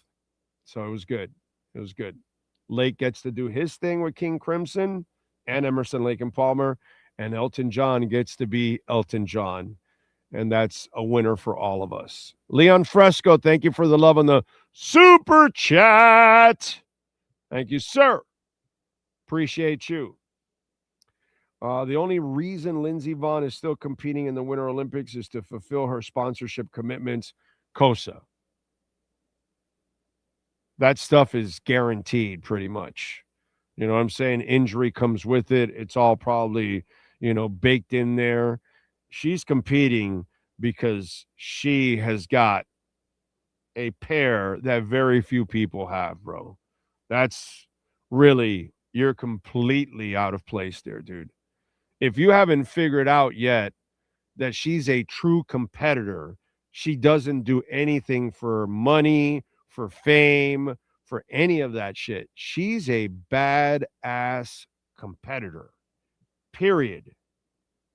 That's her. If you haven't picked that up in her career, dude, she doesn't need to come back at 41, man. She comes back at 41 because she has a fire and a desire like very few have. And for her to even qualify and make the team like she did before the knee injury, my brother, if you think motivation is for her is money, you're insane, dude. You're insane. You have completely read her wrong, man. Completely read Lindsey Vonn wrong. Yeah, I'm sorry. I couldn't disagree with you more. I think you're completely off on that one. If we're talking about, Carmelo Anthony, yeah, he's just doing shit for money. Yeah, he doesn't do it to win. This woman wants to win more than anything else in the world. She wants to win. So I completely disagree with you. Completely disagree with you. And by the way, do you not think she still has sponsors when she's done here? Those same sponsors won't keep, sponsoring her? That's Lindsey Vonn, man. That's elite when you talk about an athlete and a representative for your products and all that. I mean, she's as credible as it gets. So her sponsorships, it's not like it's something that's going to go away. That woman can do whatever she wants. She can become an announcer and still be in the spotlight and all that. And people would listen and tune in because it's freaking Lindsey Vonn, man. Yeah, I think you're way off on that one, dude. So, that's fine. Whatever. Let's see what else. Music is bad because the artists do not take it seriously enough. And also the record companies are a joke nowadays too. They're not really about creating, something great for all artists, to be quite honest, So what can I tell you? All right. Let me see here. By the way, our friends at Acura of Pembroke Pines, proud sponsors of our program, and the customer appreciation sales event is going on right now. The 2026 Integra, $239 a month, 2.9% financing for 60 months. The 2025 ADX, $239 a month. Listen to this, 1.9% financing. 2.9 and 1.9, that's crazy. The RDX 2025, still have a few of those, $369 a month, 3.9% financing for 60 months. And the TLX Tech, which is this is a ridiculous price. This thing is overloaded. It's got every feature you would want. It's $389 a month. That's insane. 3.9% financing for 60 months. Get on down there. Tell them that Big O sent you. They will take care of you. Larry Schlossberg, Pat Nasto, Tony Stampone. They know how to get it done, man. And Craig Zins. Acura of Pembroke Pines. Let's see. What else? Roger Craig was a dog. I agree. Can't wait for Herbert and McDaniel to set the world on fire and prove all the haters wrong like we hear every year. Yes, definitely. Can't wait. Let's see. Big O, both all-time greats, Roger Craig and Marshall Faulk. Who you picking? Ooh. Probably going Faulk. He's got that extra gear. Yeah. Roger probably is the better in-between tackle runner. No, not probably. He's the better in-between tackle runner. But Marshall Faulk has got that extra gear that when he is out in the open field, he go. And, I can't say Roger Craig, when he breaks out in the, he go, now you can catch him, but Marshall, that was special, man. That was special. Very special. Daddy Dean, my 14-year-old son, can play any instrument, piano, drums, guitar, etc. His influence is Radiohead, another very good band. He's now starting to create his own music. Any band should I introduce him to? Yeah, definitely. You want to introduce him to Kansas. You want to introduce him to Rush. You want to introduce him to Led Zeppelin, The Who. You want to introduce him to some bands that have just phenomenal musicians all over the place, So that way he since he plays all the instruments, he can get a feel for Neil Peart and Geddy Lee, and then you know what I'm saying? So there are different styles. And so, yeah, that's what I would do. I would get him involved in Yes also. I think a lot of, progressive rock is good because the musicianship in Kansas and stuff like that is so elite because they have to mesh all of that together as one. And it's really, really difficult as a band. So I think for that, musicians, since he's a musician, he's going to appreciate those kind of bands a lot more than the Ramones, or something like that, or even AC/DC, because AC/DC's music isn't complicated, right? It sounds great. Music doesn't have to be complicated to sound great, but because he's a musician, you want to learn the more difficult stuff to make the easier stuff really easy, So when you're playing Smoke on the Water, he'll be laughing at that, once he's played Steve Howe or Eddie Van Halen or anything along those lines. You know what I'm saying? So that's what I would do for him. I would, about Queen. Oh my God.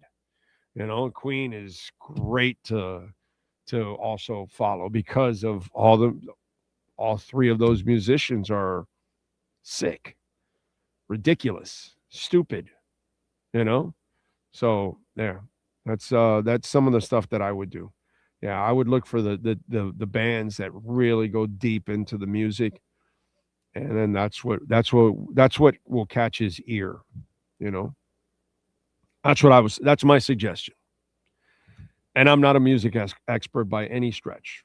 Not a financial expert, not a sports expert, not a love expert, not nothing. I'm an expert in not being an expert. There you go. So, Roger Craig had the high knees. Yes, he did.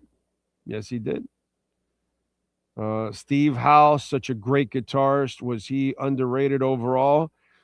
I think those of us that follow rock really well, we know Steve Howe is, freaking amazing.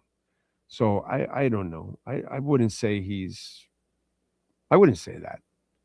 I think most, people that really know music, they have immense respect for Steve Howe. I would think. You know what I mean? You know who, you want to know who I think is really underrated? The Edge from U2. I think he's one of the most underrated guitarists in the history of rock and roll. Because if you listen to the U2 music catalog and you listen to the different kinds of sounds that man makes from his guitar, he is as creative as a guitarist as there's ever been in rock music. And nobody will ever talk about the Edge. Nobody will ever mention the Edge as one of the better guitarists because the music, it's just kind of the way it goes. Neil Giraldo for Pat Benatar gets no credit whatsoever.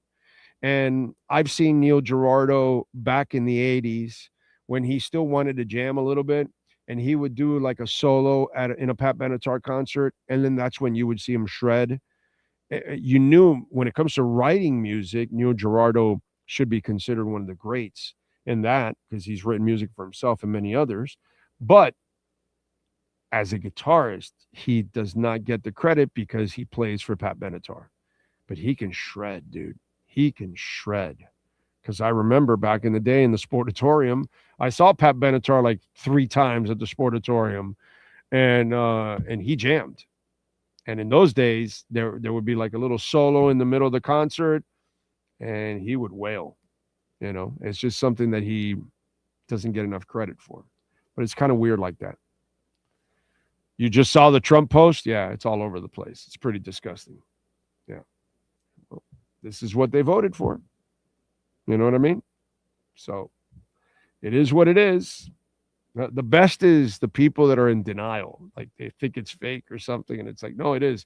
And then they're like there, and then, you know, and then you get the ones that actually are defending it, which shows you that they're racist pieces of crap too. So, you know, what are you going to do? Big O, you might be the ultimate expert in useless trivia. I'll take that. I'm an expert in useless trivia. Anything useless, you can stick my name next to it. I like that. I'm comfortable with that. Not comfortable with expert, but I am comfortable with useless. I like that. That's a good adjective to describe me. You know? So I appreciate that. Let's see.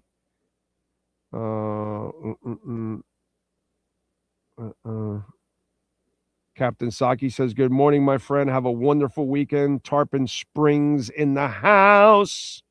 I'm going to go fishing one day with you, Captain Saki. One day. Okay? But don't go Alec Kessler on my ass, and then we get lost at sea.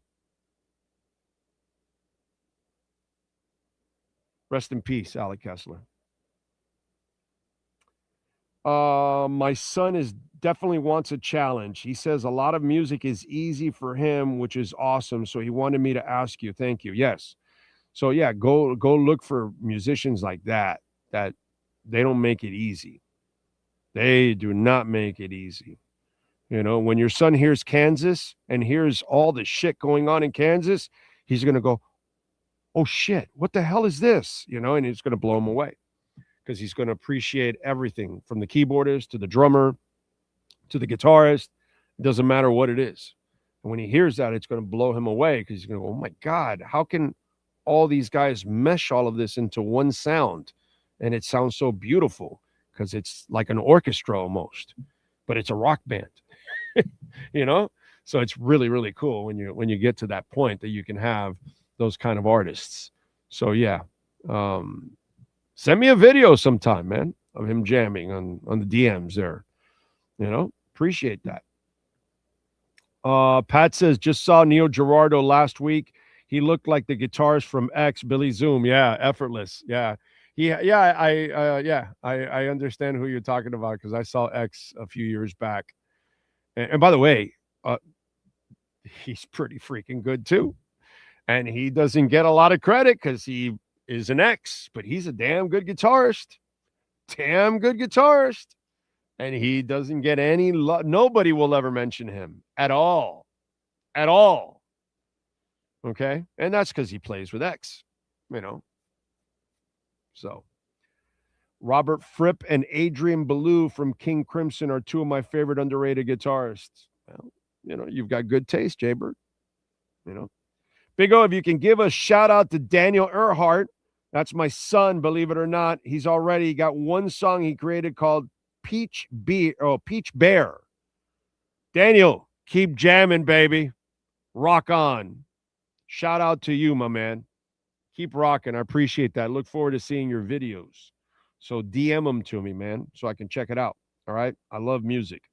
And when you get a band together and you're jamming live somewhere here in South Florida, make sure you send me an invite so I can go see, because I love seeing live music. That's my favorite thing to do in life. Outside of being with my wife and my daughter and my dogs, it is being at a live event. Yes, it's over sports. Yes. If you haven't figured that out yet, music is first in my life. Always has been, always will be.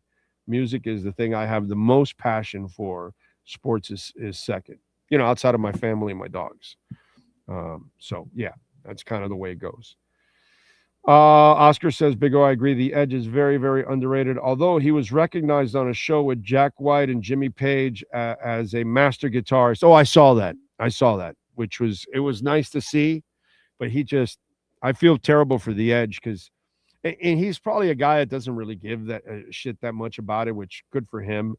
But I just think if you listen to the catalog of U2, that man is a genius, dude. Not only he is one of the greatest musicians, period. There's no doubt about that. But as a guitarist, his creativity is ridiculous, dude. It's ridiculous. It just is. And that's why I kind of hate that he doesn't get enough love as the man. We are almost at 70. We're at 69,936. So we're about to hit 70. Kind of everything came right back, huh? We hit, let me see.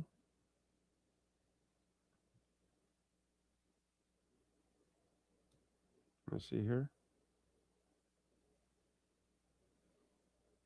60,074. I just looked at it right now. I didn't know it hit 60,000. I got it in the 61s when I bought yesterday. 61 like 7 and 62 something. So it's almost gone back up $10,000. It was a gift. It was a gift. And we just noticed also that it was an accident. Somebody accidentally sent out 2,000 Bitcoins. $140 million. So then that triggers the weak hands and they like panic and then they sell. And then here's Brett, here's Frankie, here's Ocala Joe, here's yours truly. I don't know. Let me see who else that I think is doing it. But, you know, the people I mentioned, Lisa, we all bought. We're like, well, wait a minute. Hold on a second. You're going into the 60s? No. Give me a slice of that pie, bitch. Give me a slice of that pie, mofo. So we got to, in a way, I got to say, Sean, that guy made $140 million mistake, or woman, but a lot of us could give them a dinner. Right? Like in a few years when we're all making lots of money off of that dip also, we should try to find that person that got fired from that exchange and say, hey, yo, dude, lunch is on me. And he should have free lunches for years. I got to thank him for making that mistake. I mean, it cost him his job. Maybe it cost him his entire life because I don't know how you pay back $140 million. You know what I mean? I lived check to check, month to month, week to week. I'll have trouble paying back $140. So $140 million, that's crazy. It's insane. Big O, I also bought yesterday. Of course you did, Brett. I know your ass buys. You're smart. You're not like a panic boy. You get it, bro. VCU says, bought some on that brief dip to 60. There you go. Big O, I also bought yesterday. Eddie's guitar is unique and stands out. Yes, it does. John Mayer is also, bro, John Mayer is better than I ever thought he was. Yeah, he's a hell of a guitarist. He is really, really good. And again, I didn't think much of John Mayer because of his music. So like what I tell other people that they're guilty of because of the Edge or a guy like Neil Girardo or something like that, it's the same thing here that I did that to him because I'm not that big into John Mayer's music. I'm not. But now that I've seen him do the other stuff and then seen him jam, I'm like, whoa, bro, this guy's a badass, man. This guy can play, So I'm with you. Billy Zoom of X was having conversations with the audience while soloing, mouthing, how are you doing? Do we sound good? LOL. Never looked at his guitar while playing. Yeah, it's muscle memory. These guys are at another level. He is so good, Billy Zoom. Nobody knows him either. You know, Pat, you and I are kind of music freaks. Although I think you even take it way deeper than I do. I think you're even better. I know you're better than I am in that. But nobody really knows Billy Zoom. Nobody. It's more of anybody that was in that genre of music. They know him. But like people in general, yeah, they don't know him, man. They don't know him, and he doesn't get that kind of love, you know? So you see, you panic wussies. You see, you panic wussies. Just like that. Biatch. Just like that. Back to 70. I just wish I had more money. That's always my problem. I never have enough money to buy. Oh, God. I'd be so retired by now. Seriously, I'd be so retired by now. It's just stupid. Anyway, what are you going to do? All right. Let's see. What else do we have going on that I wanted to talk about in the world of sports? There really isn't much going on in the world of the Dolphins, unfortunately. I'd love to, outside of our conversation with Furones, just there isn't anything really to talk about right now. You know what I mean? I'm not going to hash over and repeat the stupid stuff and all that. I've already kind of talked about everything right now, at least that's kind of developed overall, but that's it. That's about it, unfortunately. Roy Clark was an amazing guitarist in his country genre. You know what, Brett? I've heard, but I cannot comment on anything that I don't know about. So I'm not smart enough to know how good Roy Clark is or was, but I've heard the same thing from many people that respected the hell out of Roy Clark. There's no doubt. But that twangy-ass country music is hard for me to listen to be quite honest. I like actually new country now because it sounds more rock and more poppy. The old country, I can't listen to. George Jones and Roy Rogers and shit like that. I can't. Johnny Cash, yes. I love freaking Johnny Cash, but nobody's Johnny Cash. And so most of that twangy shit, I can't listen to. It's not my style. You know what I mean? Sorry, dude. You know, not into reggaeton, not into certain pop music. You know, there are some things that I don't listen to. And that classic twangy country, no, dude. No. It's never attracted me. So, because it's never attracted me, I can't listen to the music enough to know and appreciate Roy Jones. But I've heard of Roy Clark. But I've heard that a lot of people say Roy Clark was an awesome guitarist. So I'll go with that. John or James Honeyman Scott, of course, one of the greats with the Pretenders. Of course, my brother. He's a beast. Jeff in Long Island, go ask every bass player how influential McCartney's style. Yes, of course. I never will, the Beatles is something that I worship at the altar because they are the most creative human beings on earth. They created rock and pop before there was any rock and pop. And so everybody built their catalogs and built their music by listening to the Beatles. So the Beatles are the most influential rock band in the history of mankind. The Beatles ignited more stars than anyone else ever. And that's not even up for a discussion, dude. Okay? It's not even up for a discussion. Those people are just at a crazy level. Big O, should I go see Kansas and Toto concert this year? Hell yeah, dude. This Kansas band sounds great. Okay. I know they don't have any of the original members left. Richard just retired. So unfortunately, and the drummer retired the tour before that. Those are your last guys. But Ronnie Platt does an excellent job singing Steve's role. He sounds great. The band is super tight, and they really do a great job of keeping the Kansas music alive. Okay, and they play a lot of the cool hits. So I would tell you, yes, definitely. And Toto, Steve is still there, and his musicians around him sound great. So yes, those are two very enjoyable concerts. Yeah, I would definitely go see both of them. I see Kansas every time they come here because I love Kansas, and I saw the original band back in the 80s. Okay, and all the way till now. So it's all good in the hood. I've been there and done it. But I respect the hell out of this band that they have together. And the last two albums that you have some of the members from it on it, they did a great job with the last two albums. So I would check that out, definitely. Let's see what else.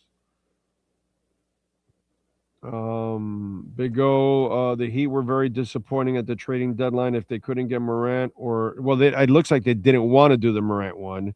And Giannis, they should have been sellers. Yeah, but it's an old story, Oscar. I've already talked about this 100 times. I've been telling you what they should do for 2 years now. The idiots didn't even trade away Tyler Hero when he was healthy. How stupid can you be? I love the Heat, but they have done just one dumb move after another, after another, after another. They're a mediocre franchise now. The Heat is no longer an elite franchise anymore. The only thing elite is Spo. That's it, dude. Just let's just call it like it is. They're not a good franchise anymore. They can't make good decisions. Consistently, they screw it up. Consistently, they screw it up. They're just not good anymore. The Marlins, the Dolphins, and the Heat, you only have two competent franchises in town. The Panthers and Inter Miami. That's it, dude.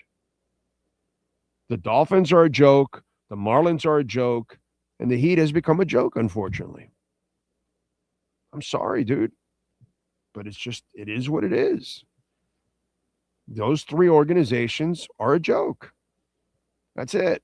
They've lost their way. The Marlins spend no money, so they're always going to be a joke. But the Dolphins are incompetent, and so are the Heat. And the Heat also won't go to the lengths that the Dolphins will. The Dolphins will go to any extreme it takes to win. The Heat will not do that.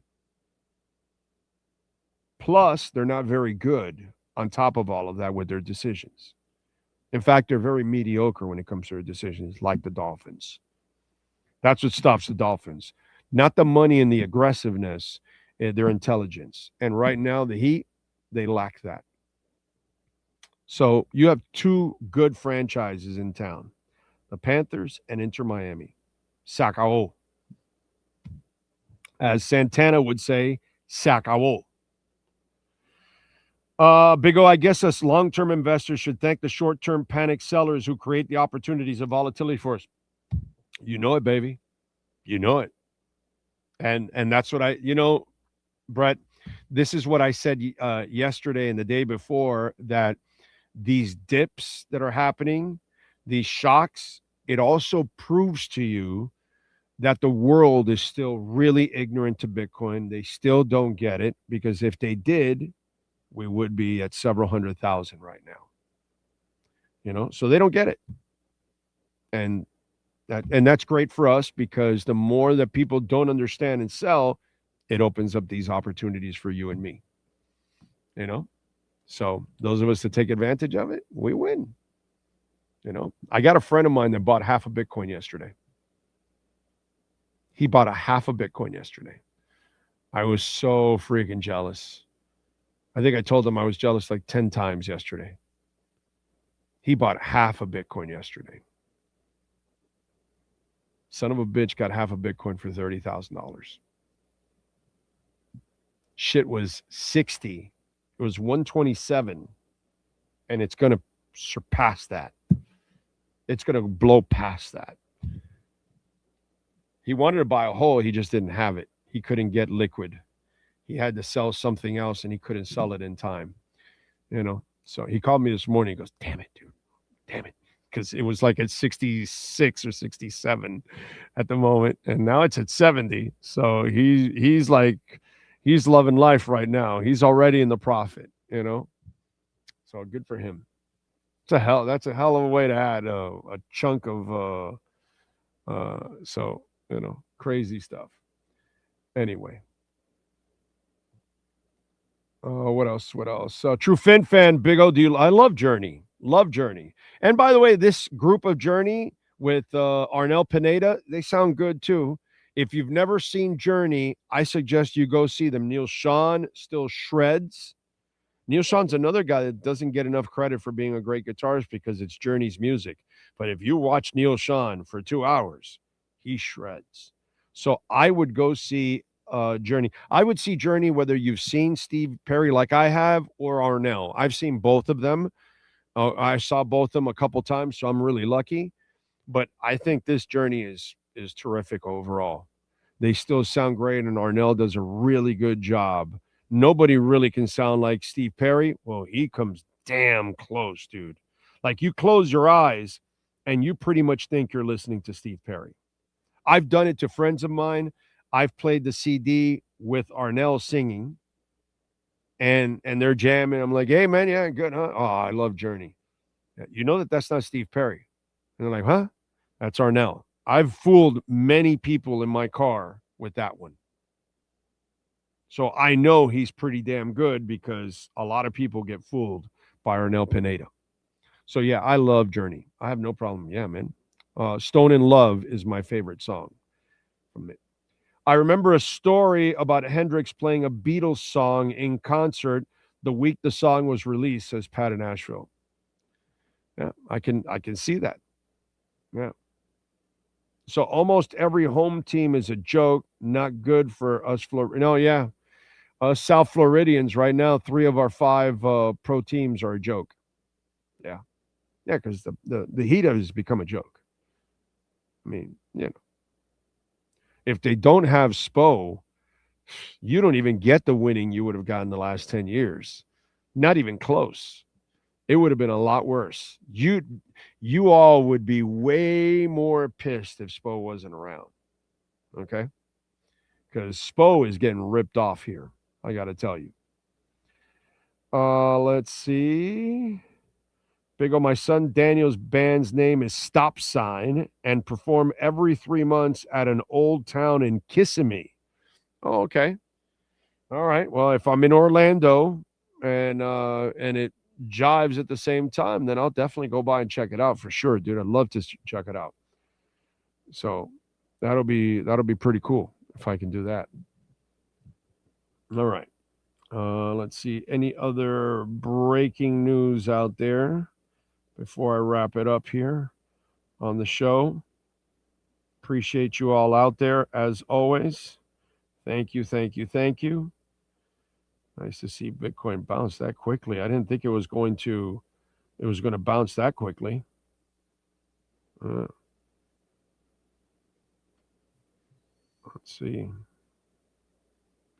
All right. We thank David Furones for joining us on the program. Yes, sir, Sean? Jim Schwartz apparently sent his resignation to the Cleveland Browns this morning. Okay. By the way, did we hire a new QB coach yet? No. Okay. Because we lost Hackett. But don't worry, the next guy they get, it's the guy they were targeting. It's the guy they wanted.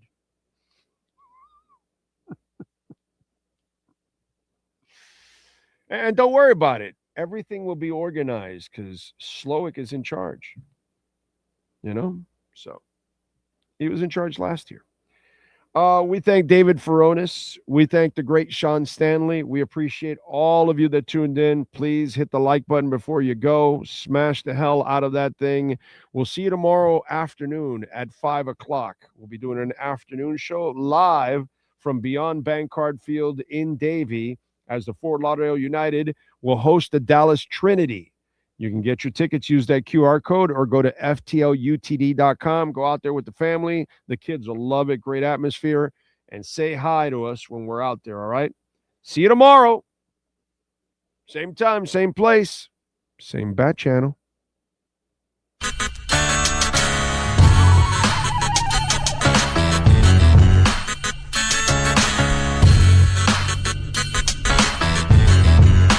This is the Big O Show.